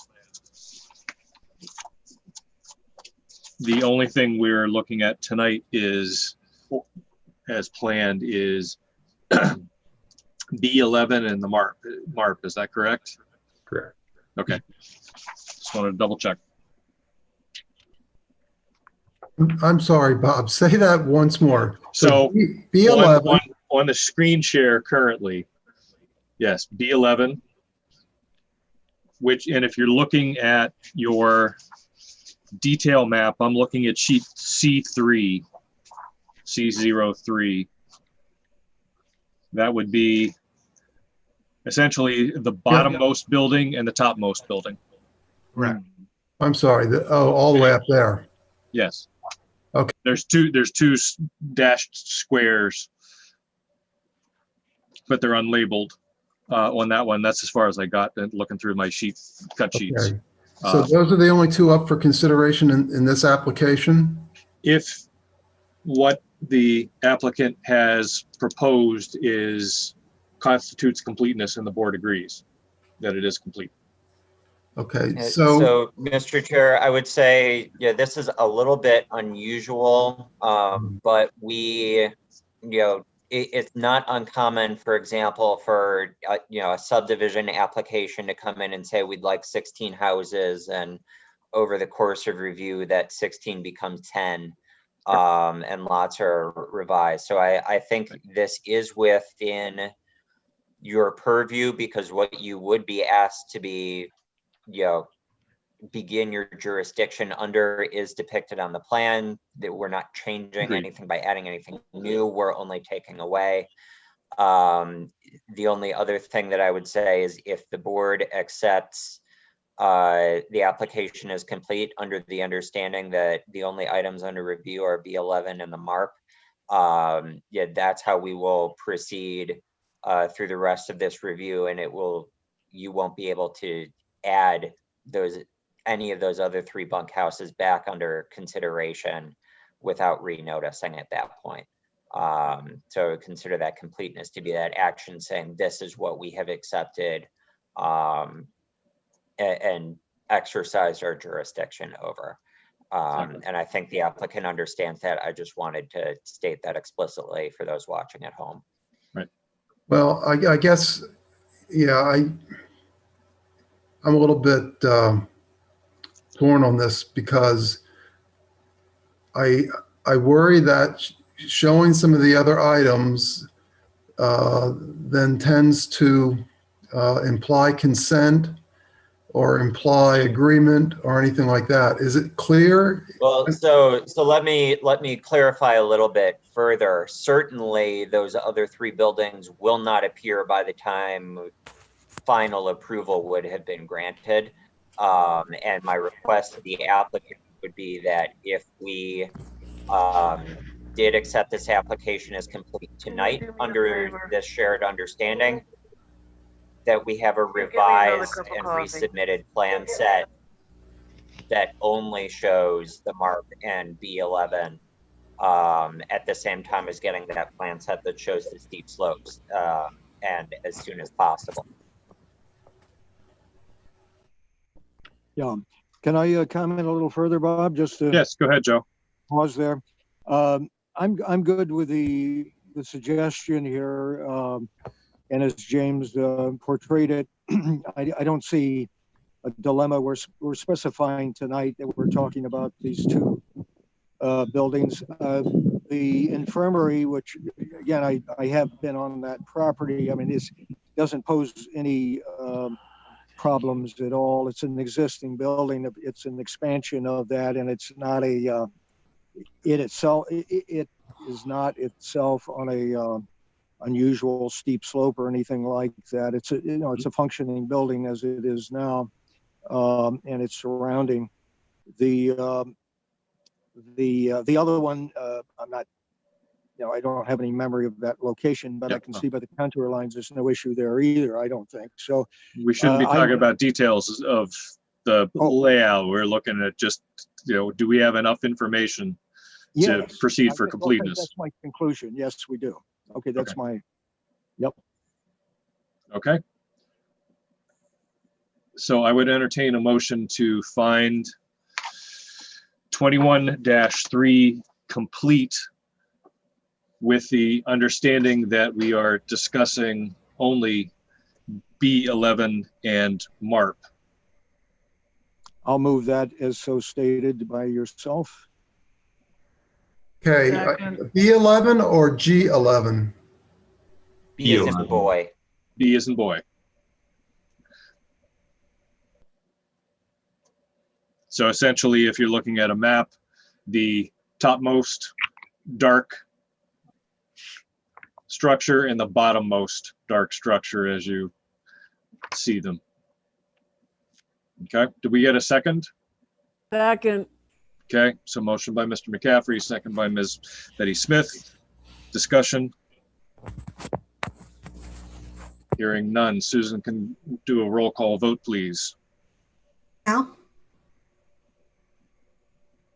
I'm a little confused, so I expect this will pass, but I'm going to just vote no for now because I'm still a little bit confused. I'm sorry. That's okay. okay. Betty, Yes. Joe, Yes, and Bob. Yes. Okay. So if we found the application, it doesn't have to be unanimous, does it? It does not. Okay. Didn't think so, but just wanted to double check.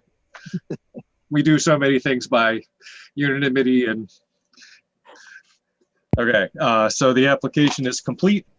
21-3, we will open it and start the 65-day clock. I will also read the abutters list. Mr. Masek, would you stop sharing your screen just for the period of time so I could see everybody else in the Zoom meeting?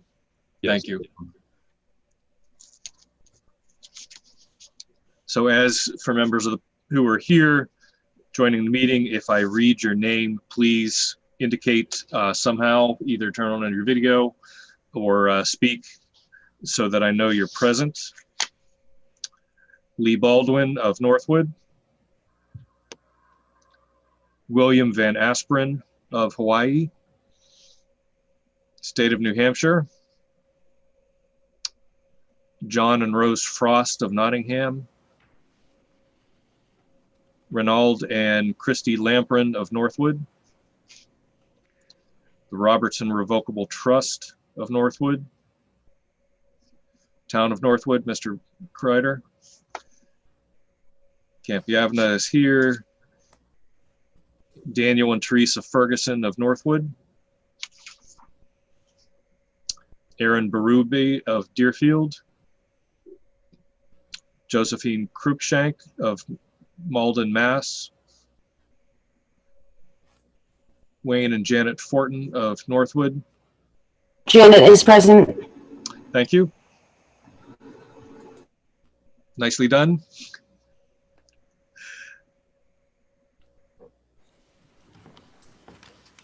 And we'll come back to that one. Peter and Donna Lebel or Liebel. Caitlin and Gilpin and Noah Wallach of Old Mount of Northwood. The Amazine Family Revocable Trust of Northwood. George Polder of Northwood.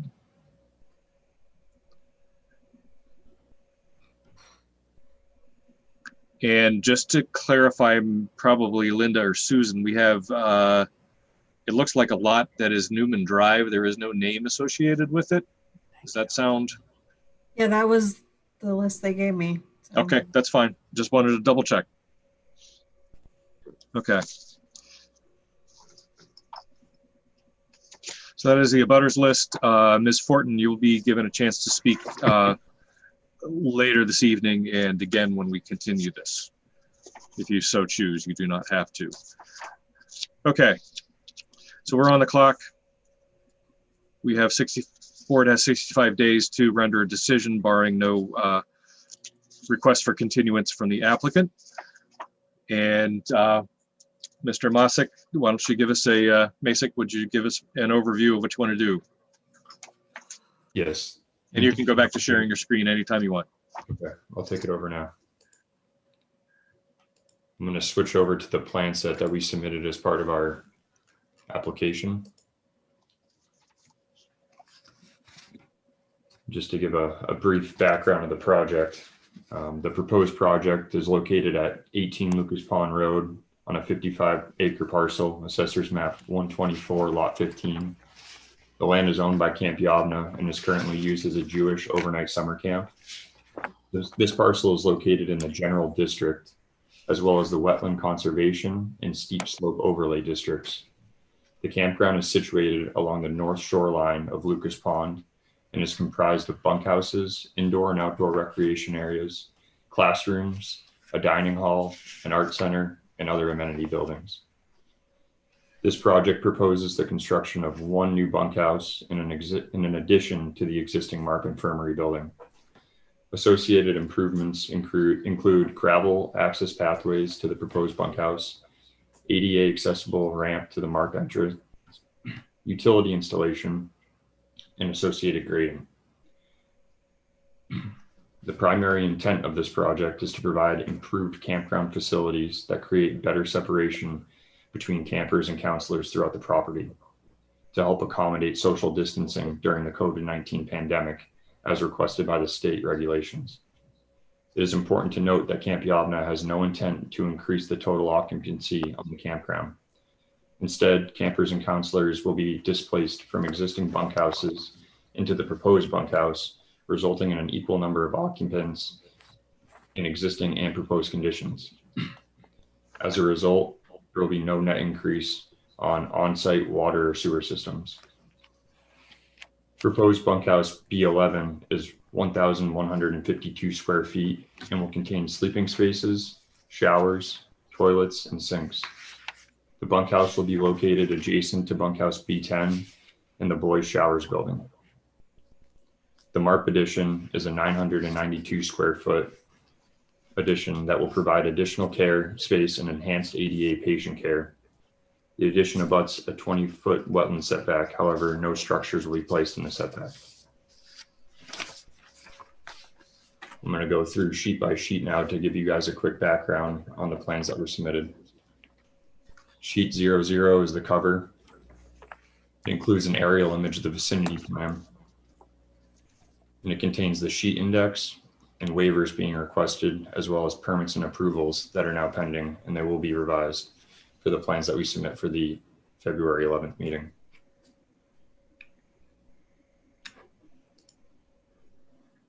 Sheet S1 is the existing features plan.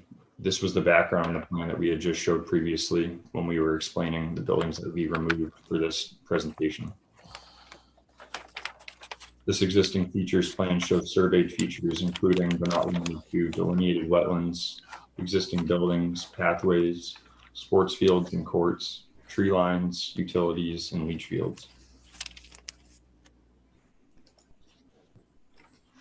Sheet C2 is for notes and legend, and it shows general construction notes, grading and utility notes, as well as a legend for the plan set. Sheet CO3 is a map legend for the plan set, highlighting the different types of sheets to follow, including grading, site prep, site layout, and utility. Sheet C4 is the site preparation plan. This sheet details site preparation and existing elements that will be demoed in order to prepare for the construction of proposed features.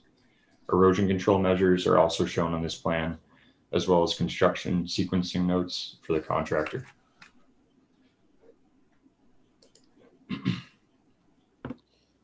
Sheet C5 is the site layout plan. The site layout plan shows the location of the proposed bunkhouse B11, which I'll zoom in on here, as well as the MARP addition in the top right here. The plans to come follow this similar layout where we have a smaller viewport in the top right corner that will zoom in on the MARP addition. A front porch is shown for bunkhouse B11, and it'll act as the main entrance for the building. An emergency exit will be provided on the eastern side of the building, with stairs going down to a path connecting to one of the main gravel drives here.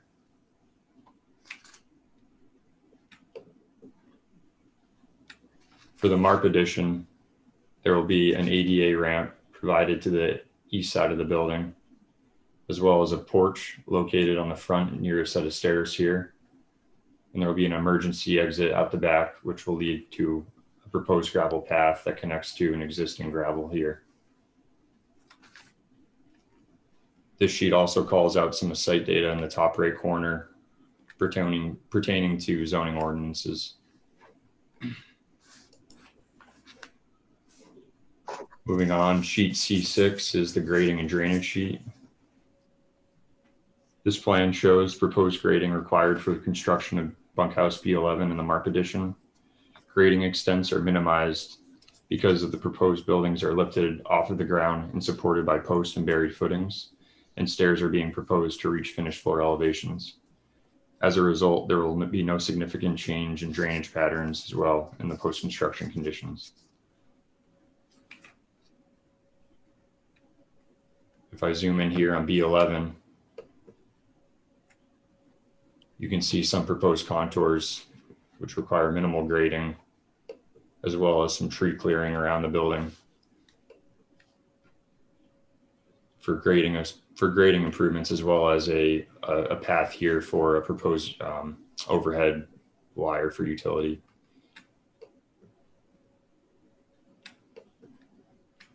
Likewise, for the Mark addition, it's minor grading required because the building is lifted. We do show minor grading around the entrance to ease the grade of the path leading up to the ADA compliant ramp. Silt socks are also shown around the barriers here to protect adjacent wetlands and down gradient areas from potential erosion control impacts. Sheet C7 is the utility plan. This sheet shows proposed utilities that will service proposed bunkhouse B11. The proposed Mark addition will use the same utility services currently provided to the main Mark Infirmary building. Proposed bunkhouse B11 will tie into the existing sewer and water systems. I'll zoom in on that now.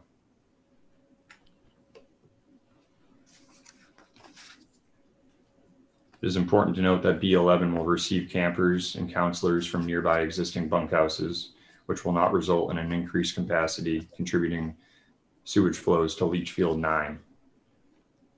Leach field 9 is located just off the sheet here to the south, and it currently collects flows from many of the surrounding boys' bunkhouses. And our plan is to displace campers from the adjacent boys' bunkhouses into B11, which will result in no net increase in the total capacity of sewage flows sent to leach field number 9.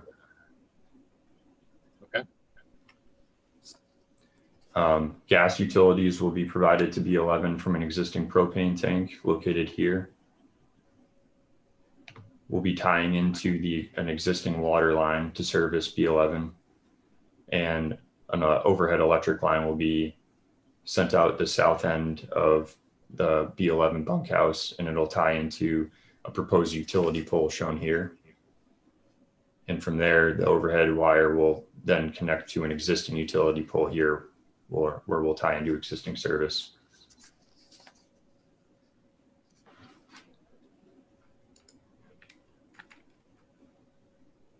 Moving along to sheet C8, this is the erosion control note sheet. This sheet states general erosion control notes that pertain to sequencing, installation and maintenance practices, preventative measures, and different erosion control options for the contractor. Sheet C10 and sheet C11 are both detail sheets. These are used for the contractor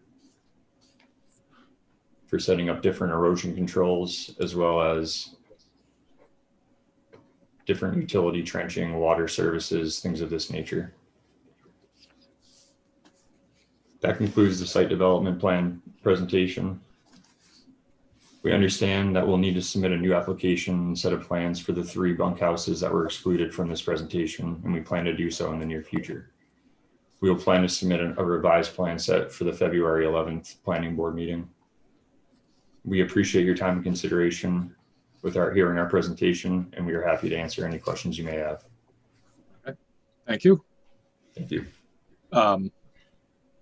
just let me, two things that come to mind. First, as far as the February 11th meeting goes, as part of our policy for doing the two meeting notes or two meeting cases, any new material from the applicant needs to be in 10 days before the actual hearing so that it gives a chance for staff and public to review it. If That would be close of business on Monday the 1st, which is 4 p.m. Right. Is that, keeping in mind that we have two meetings in the month, is that feasible for you to do, not requesting it? More wanted to bring it to your attention that you mentioned February 11th as a continuing case. If that's something you can do, then we can consider if it can continuing to February 11th. If it's not, then let's buy you some more time. I think we'll be able to get plans in revised by the 1st of the month. It's going to pretty much include removing certain features from the plan, as opposed to adding in a lot of additional features and details. Okay. So I think we can get a revised plan set over by end of business on Monday the 1st. Okay. That's fine. We'll keep that in mind. The other. And if I could request that we have a PDF emailed as well to facilitate getting that to me. Certainly. We'll make sure we send that in. Right. I'm trying to even remember what my other point was at this point.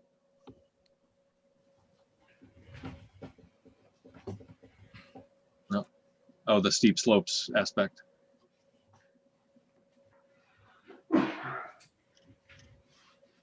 Well, actually, thinking about that,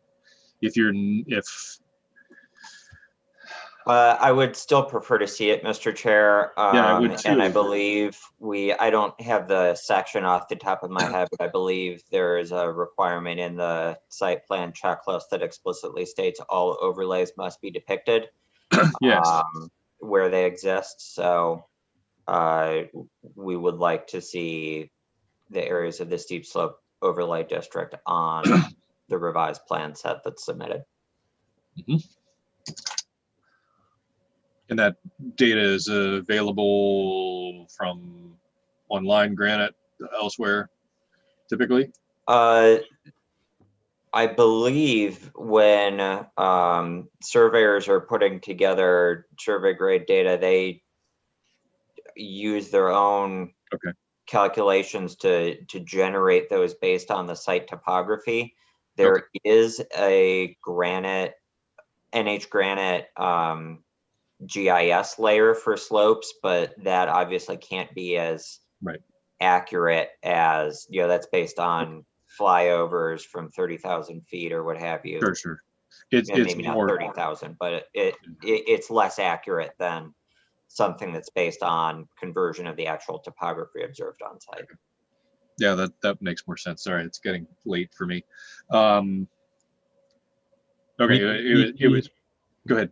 We have the ability to generate a surface that depicts those steep slope overlay districts using the topography that we currently have through our survey. So we can definitely present that on the plan that we submit. Okay, that's fine. Mr. Chairman? Yes, go ahead, Linda. Would you just note for the record, should you decide to go forward with February 11th, that we would need to have electronic copies of that as well as a hard copy in the office, and that it would not be possible for staff to be able to send hard copies out within a 10-day period, but we could certainly send out the electronic copy, but we would need a hard copy in the office. So there is one on file. Yeah. Right. Okay. So noted. And in, just my comments on what has been discussed so far, the plan set that we have in front of us is inclusive and contains, if you want to pull a number, 110% of what will be hearing. So it's not like we need to imagine that there are new buildings in it. It's more that we need to make sure that we ignore all but the top and the bottom of the buildings on sheet 3, CO3. Okay. Questions from the board? Did we actually find? Yeah, we did find. You did. We did do complete. Okay. But you have not opened for comment by the public. Correct. I know that. I want to double check that. I always like to give the board a chance first. Okay, hearing none. At this point, I will open public comment to abutters. I believe Miss Fortin is here. If you would like to speak, now is your first opportunity to do so. You do not need to. Thank you very much. I believe that my questions that I had have been answered at this time. Okay, thank you. Thank you. Anyone else at this point who would like to speak on this application?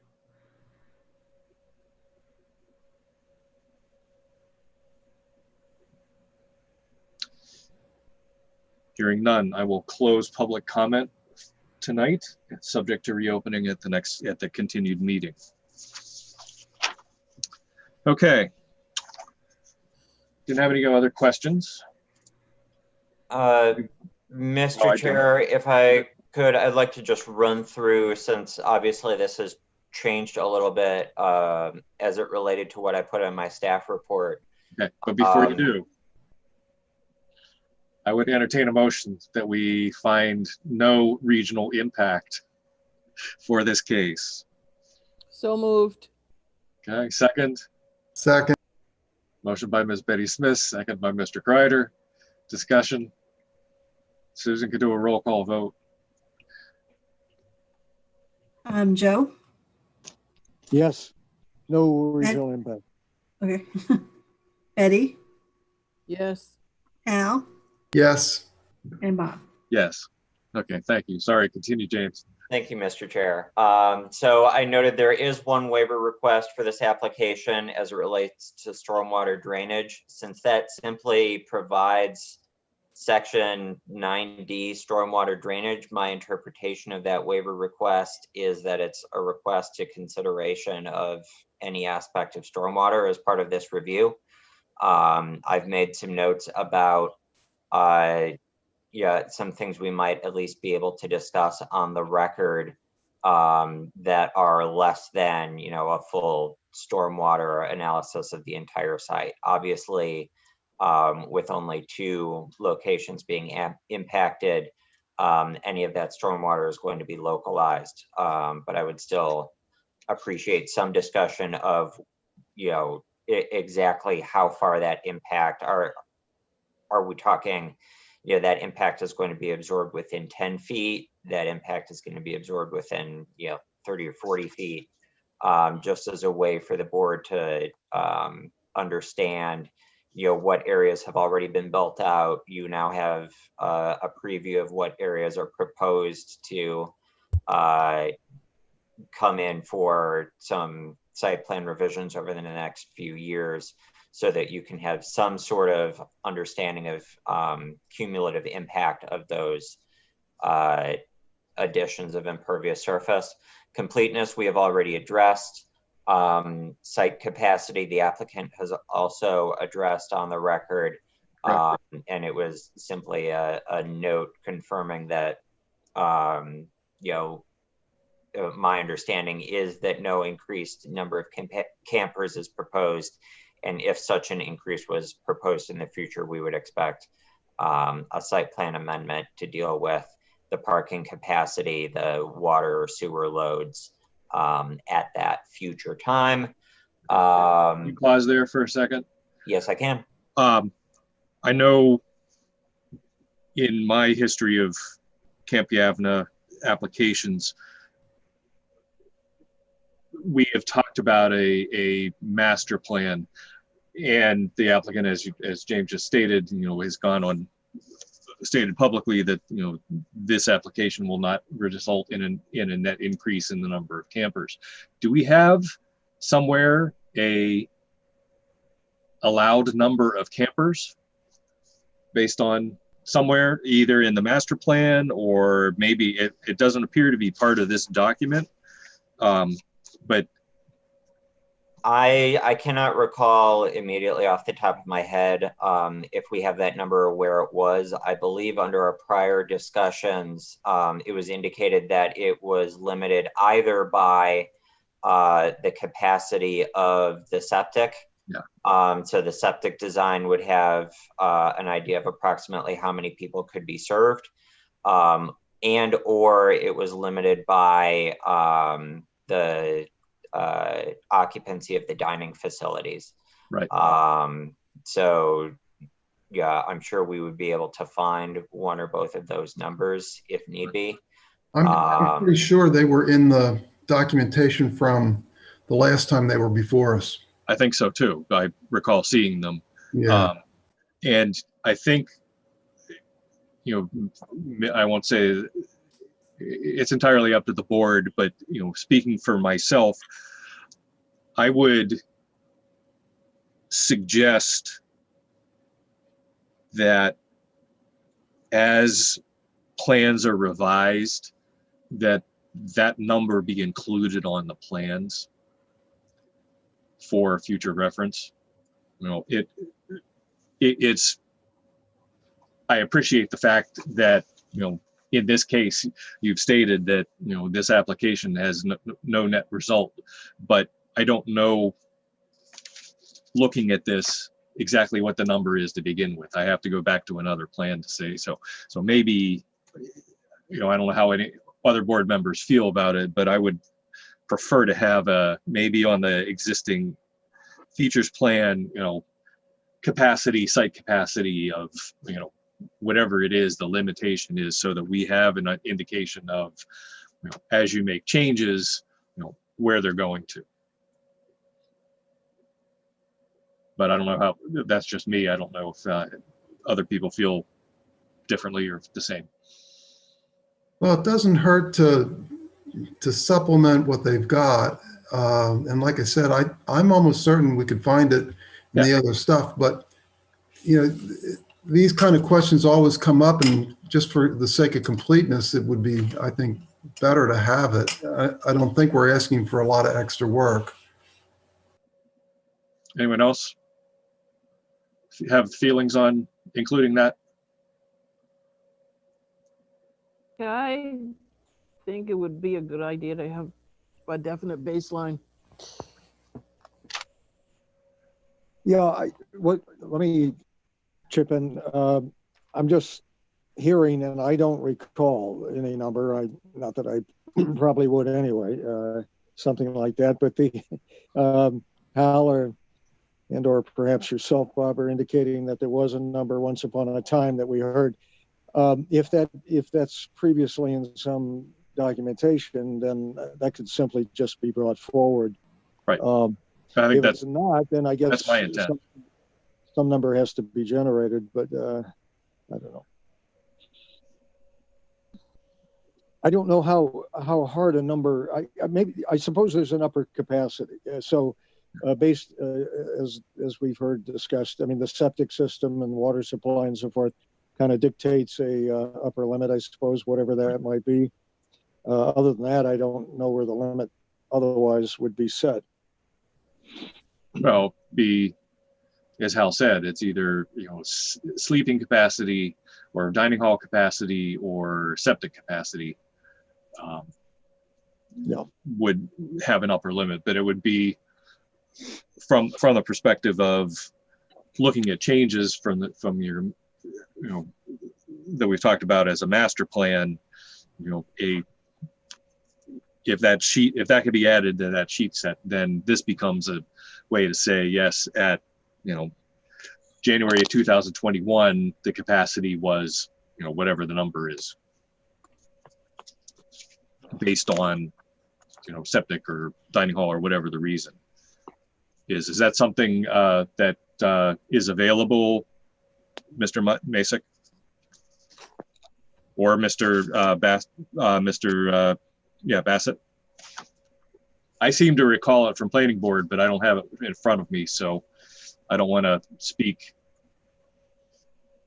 I think it's something that would be in the minutes. Okay. Hey, this is Bill Zarch. I'm the executive director. Can you hear me? Yes. So we will talk about it. We have all those numbers. There's some American Camping Association standards also, and a lot of it is dependent on those factors also. So we will make sure that we get you those numbers. I guess my question, I'm not speaking for TF Moran. Do you want those for February 1st? I wasn't expecting it. Okay. For February 1st. I think it was more just as a general reference, so that either going forward or that we have a reference somewhere on this document to say, as I said, as of January 2021, the septic capacity was full number 5,000 people, or a dining hall was 300 people or something like that, whatever the limit is, so that we have a reference to say, you have a capacity of X number of people. Great, we can do that. I can tell you that for summer 2021, we will not be at capacity. We are purposely staying below capacity for this summer for 2021. Even with the addition of this bunk, we will be less campers than we were in 2019. Okay. Both sessions. But from what I've seen over my 12 years on the board has been that, not the couple times you've come in that, there's however many, I'm going to pull a number. It doesn't have to be accurate, 500 in 2000, and it's 500 again in 2010, but which is great, fine, whatever. But I want a number somehow to say, yes, in this time you were at this capacity. Now in 2021, you're at this capacity with these additions. Great. So going forward, as you've stated, the next time you come before us to add those bunkhouses, I would like to say, it'll say, yes, when we approved, if we approve, B11 and the MARP, you were at 1,200. 2 years, 3 years down the line, when you do B11, 12, and the rest of them, where you can say, wait a second, you need to be at that 1,200 or whatever the number is. Right. Yeah. We'll be able to provide what we're going to expect this summer. That is, we can definitely tell you what that's going to be. Well, go ahead. Well, I was going to say, it's not so much what the expectation is for the number of people you have registered. It's what can you house? Yeah, no, that's, I understand the differences. Okay. We will get you those. The other thing I just want to say quickly about the understanding about these two projects was that the MARP and this bunk, the state of New Hampshire is really, from the DHHS, is really coming down to all camps and asking us to spread out the kids as much as we can. And the MARP, this really is an expansion that will right size the infirmary that has been too small for a number of years, and will also give us the opportunity to close off if there is a COVID case.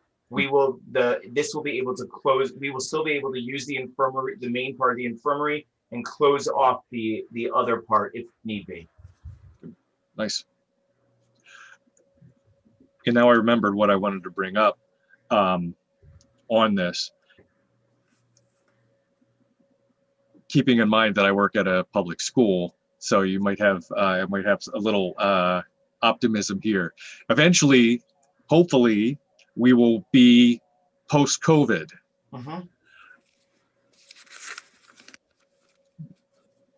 Does And that's part of my push for wanting a capacity number on there, so that when we eventually, society returns back to normal, whatever you want to call normal, you would have potentially other buildings, or, well, you'll not on this necessarily on this application, but with the master plan of, you know, B13, B12, the other ones.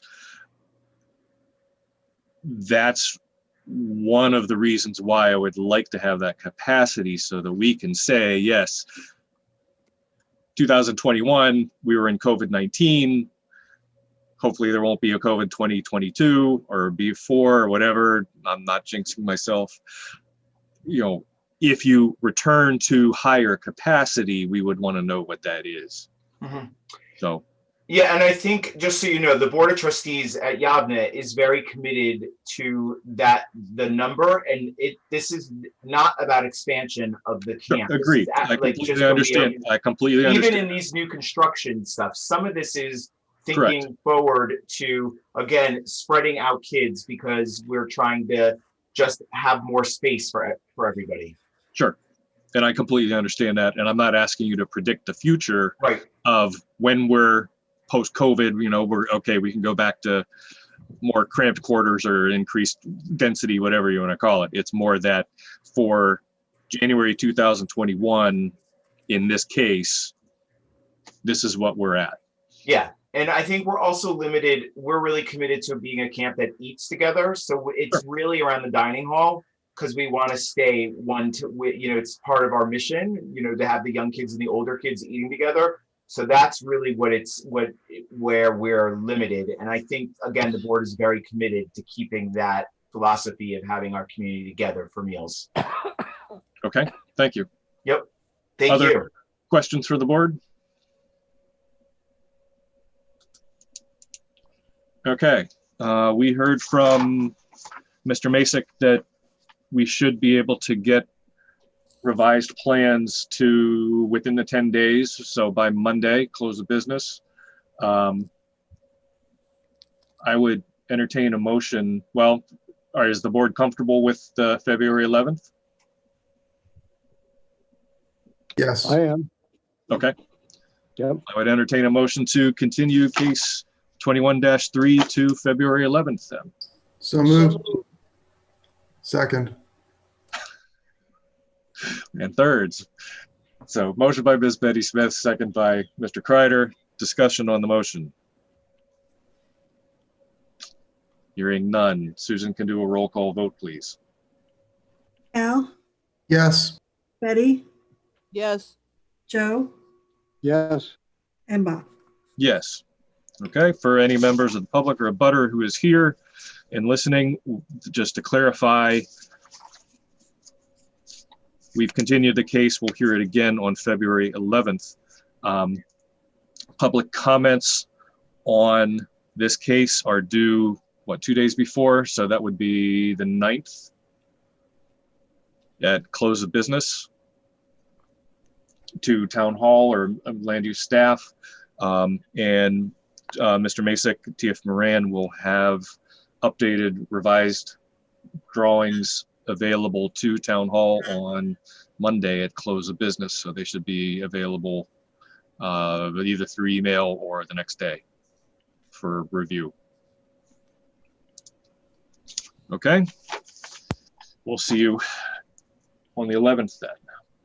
Mr. Chairman, members of the board, thank you for your consideration. Look forward to seeing you again on the 11th. Thank you. Thank you. Thank you so much. Okay. Internal business. So I did want to note on the record, since the Board of Selectmen has voted to move the date of town meeting, I just wanted to explain our understanding of how that is impacting the zoning amendments. We have done and completed the hearings for the 2 proposed amendments for this year according to the prior schedule. They're already set to go on the ballot. Usually once zoning amendment is posted for a public hearing, as long as it's not earlier than 120 days before the town meeting, applicants need to start to comply with that proposal, or at the very least, they can't have a permit issued for something that doesn't comply.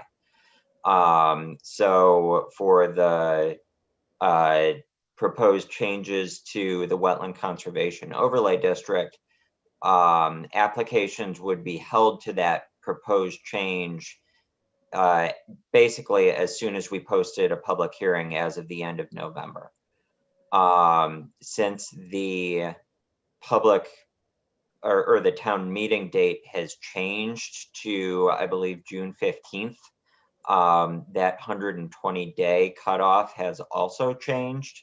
So 120 days before the revised town meeting date would be, I think, January 15th or somewhere around there. So we have passed that date again, but if there had been anything in those proposals that we normally would have held applications that were submitted for this month to, yeah, that situation has changed as of that vote by the Board of Selectmen.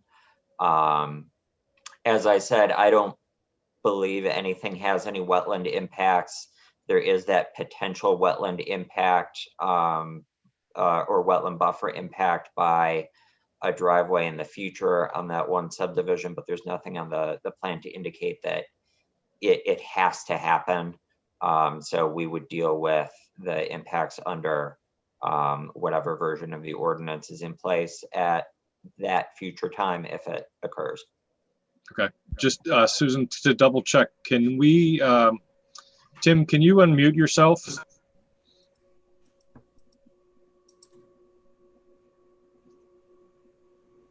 Or can we unmute him? I can't do it. Okay. Because he recused himself from the last case, but he's back on the meeting. But if he can't unmute himself, he won't be able to get my attention to speak. So Tim, if you want to, we are probably just about done. But if you would like to, or you have something to say, you'd have to end the meeting and join back in. And if you do have something to say, now would be a great time to do that. If you don't, just hang out. I think we'll probably be able to finish the meeting pretty quickly. Bob, if it was something urgent that he wanted to say to the board, he could call my extension 2005 and I can put him on speakerphone. Okay. I don't want you to think I'm ignoring you, Tim. So, and I've never experienced, okay, he's probably going to call back in, which is fine. We'll hang out for just a little bit. And as James chime in or Linda chime in, if I misspeak or don't get it clear, the extension of or postponement of town meeting did not change the date of candidacy or getting your name in if you are going to filing dates. Filing date, thank you. For the ballot, you mean? Okay. That's my understanding, that the filing dates are still the same. Yes. That's what Walter. That's what Walter has informed us. And has the filing date passed? No, tomorrow at 5 p.m. Okay. 3 to 5, she's open. Okay. As usual, there are 2 seats up. Myself and Betty Smith are up this year. I have one brief item when we come back under internal business. Okay, go ahead. I just wanted to bring up the Technical Review Committee. We are having our first meeting on next Tuesday. It's my understanding that the board okayed us to go ahead with that, provided it met 91A and only addressed those that were already in the pipeline. Those 67441 requests.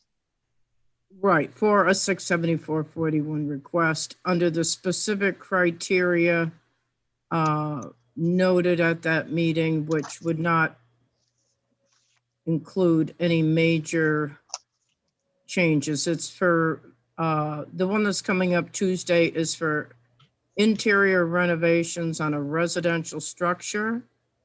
But I would like to ask if we can set up a specific date, because I'm getting some pressure from the building inspector that he's getting people that are asking, and the planning board will need to amend their procedures. And I know James is going to work on that, but if I could go back to him with a deadline as to when that's going to happen.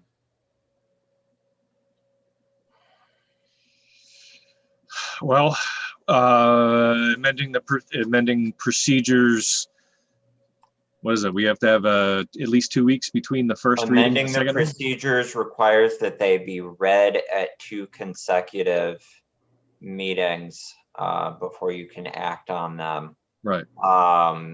And on that note, since this typically involves one of us, frequently me, reading a great deal of material into the record, I wanted to get a sense of the board if you would like, at the same time that I prepare these changes, to also amend that requirement that the changes must be presented at 2 consecutive meetings instead of read, to potentially avoid them being read in their entirety.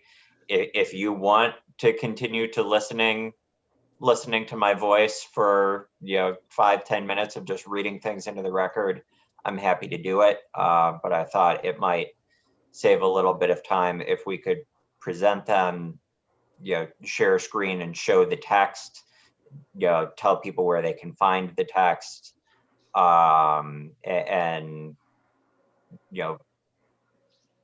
maybe save a little bit of time by giving a summary like we do with zoning amendments. Sounds fine by me to change it to present from read, but I'm just one person. But James, sometimes it's almost like a lullaby. That's what I'm afraid of. Maybe that's why I'm yawning. The 3:30 in the morning wake up doesn't mean anything, right? Yeah.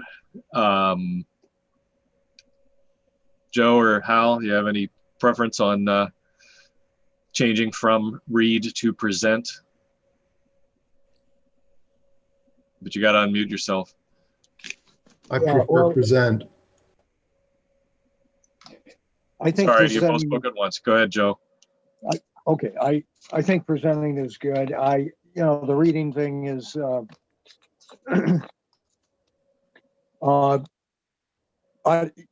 James has already expressed the pros and cons.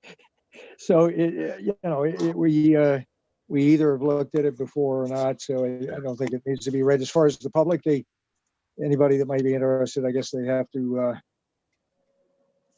read it anyway on their own. Yeah. Well, and I think that's it, is question of I've had to blather on before for changes of procedure multiple times before James was around, and I don't think it's very constructive use of time, and I don't think people pay attention to it. I know I wouldn't. I would just go into the website and read it, or wherever I can find it. So. Well, the other consideration is, at least from my perspective, is if somebody's hearing it for the first time, as you're reading it and then going to provide input, I don't think that input would be near as good as if we say we're going to do it as presented, which forces them to read it in advance. Correct. Because what I've seen happen a lot of times is, a couple words will catch their attention, they take it out of context and we're there forever trying to back them out of their predicament and understanding. And I just think forcing them to read it first gives us a better result in terms of, input. Okay, so I can prepare that for your consideration, since we will need to read that change into the record in order to make it before it would become effective. We're gonna have to do this one the old way, but I think that brings us back to Linda's question of what is my deadline for getting you those changes? How much work is involved? We have existing procedures for the TRC. Since this is a new function of the TRC, we might need to break some of those procedures or some of that membership out and say when they're acting on other things, this is how they operate when they're acting specifically on 674-41 under the rules set forward by the Board of Selectmen. This is how they operate. Mid-March? End of March? Ooh. That's a long time. Yeah, people are starting to get chomping at the bit that they want to start planning projects. So I think a first reading on February 11th would be cutting it tight, but if that's what you want, I will do my best to make it happen. A first reading on February 25th should be fairly easily doable. That's sort of what I was thinking, but I didn't want to put words in your mouth or apply more pressure than you already are under.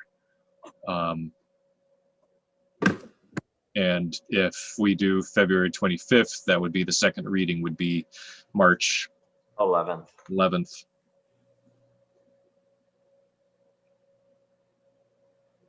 How does that comport with your views, Linda?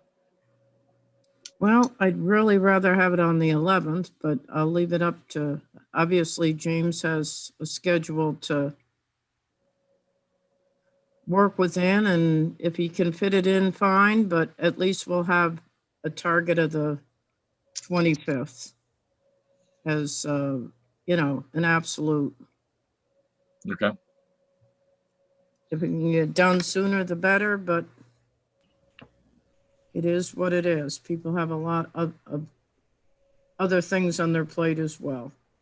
Go ahead, Joe. If I may ask, Linda, what is run by for me again? What is the urgency or the your suggestion that this be done sooner than later? Why is that? Well, the reason is that the statute requires the planning board to review and comment on building permits that are on private or class 6 roads. And as you know, we have quite a number of private roads. The planning board typically doesn't have anything to do with residential building permits until we get into, not even building permits, but multifamily, even residential.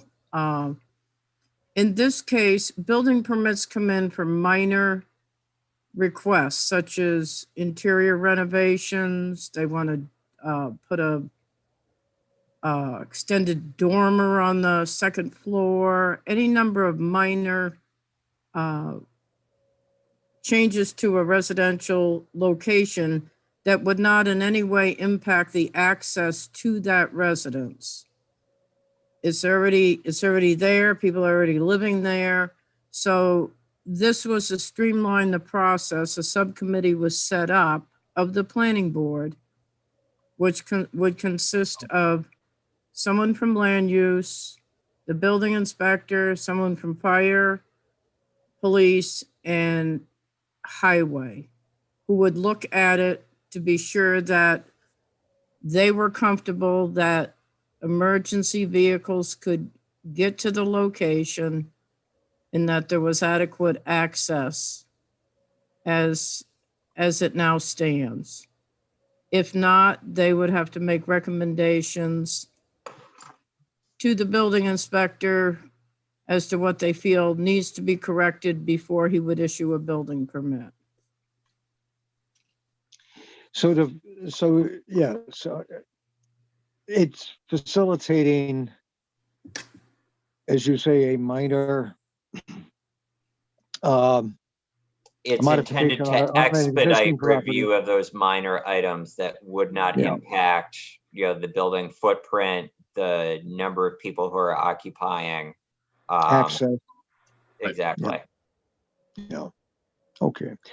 And the urgency part of it is coming from, well, some urgency anyway, I mean, as you're putting it, but is coming from, there are some pending situations which some people would like a decision sooner than later, or Well, the one we we're can't do- hearing, for example, the first one, because we had to go through a number of steps, we had to, first of all, the Board of Selectmen had to modify their own guidelines to allow for this.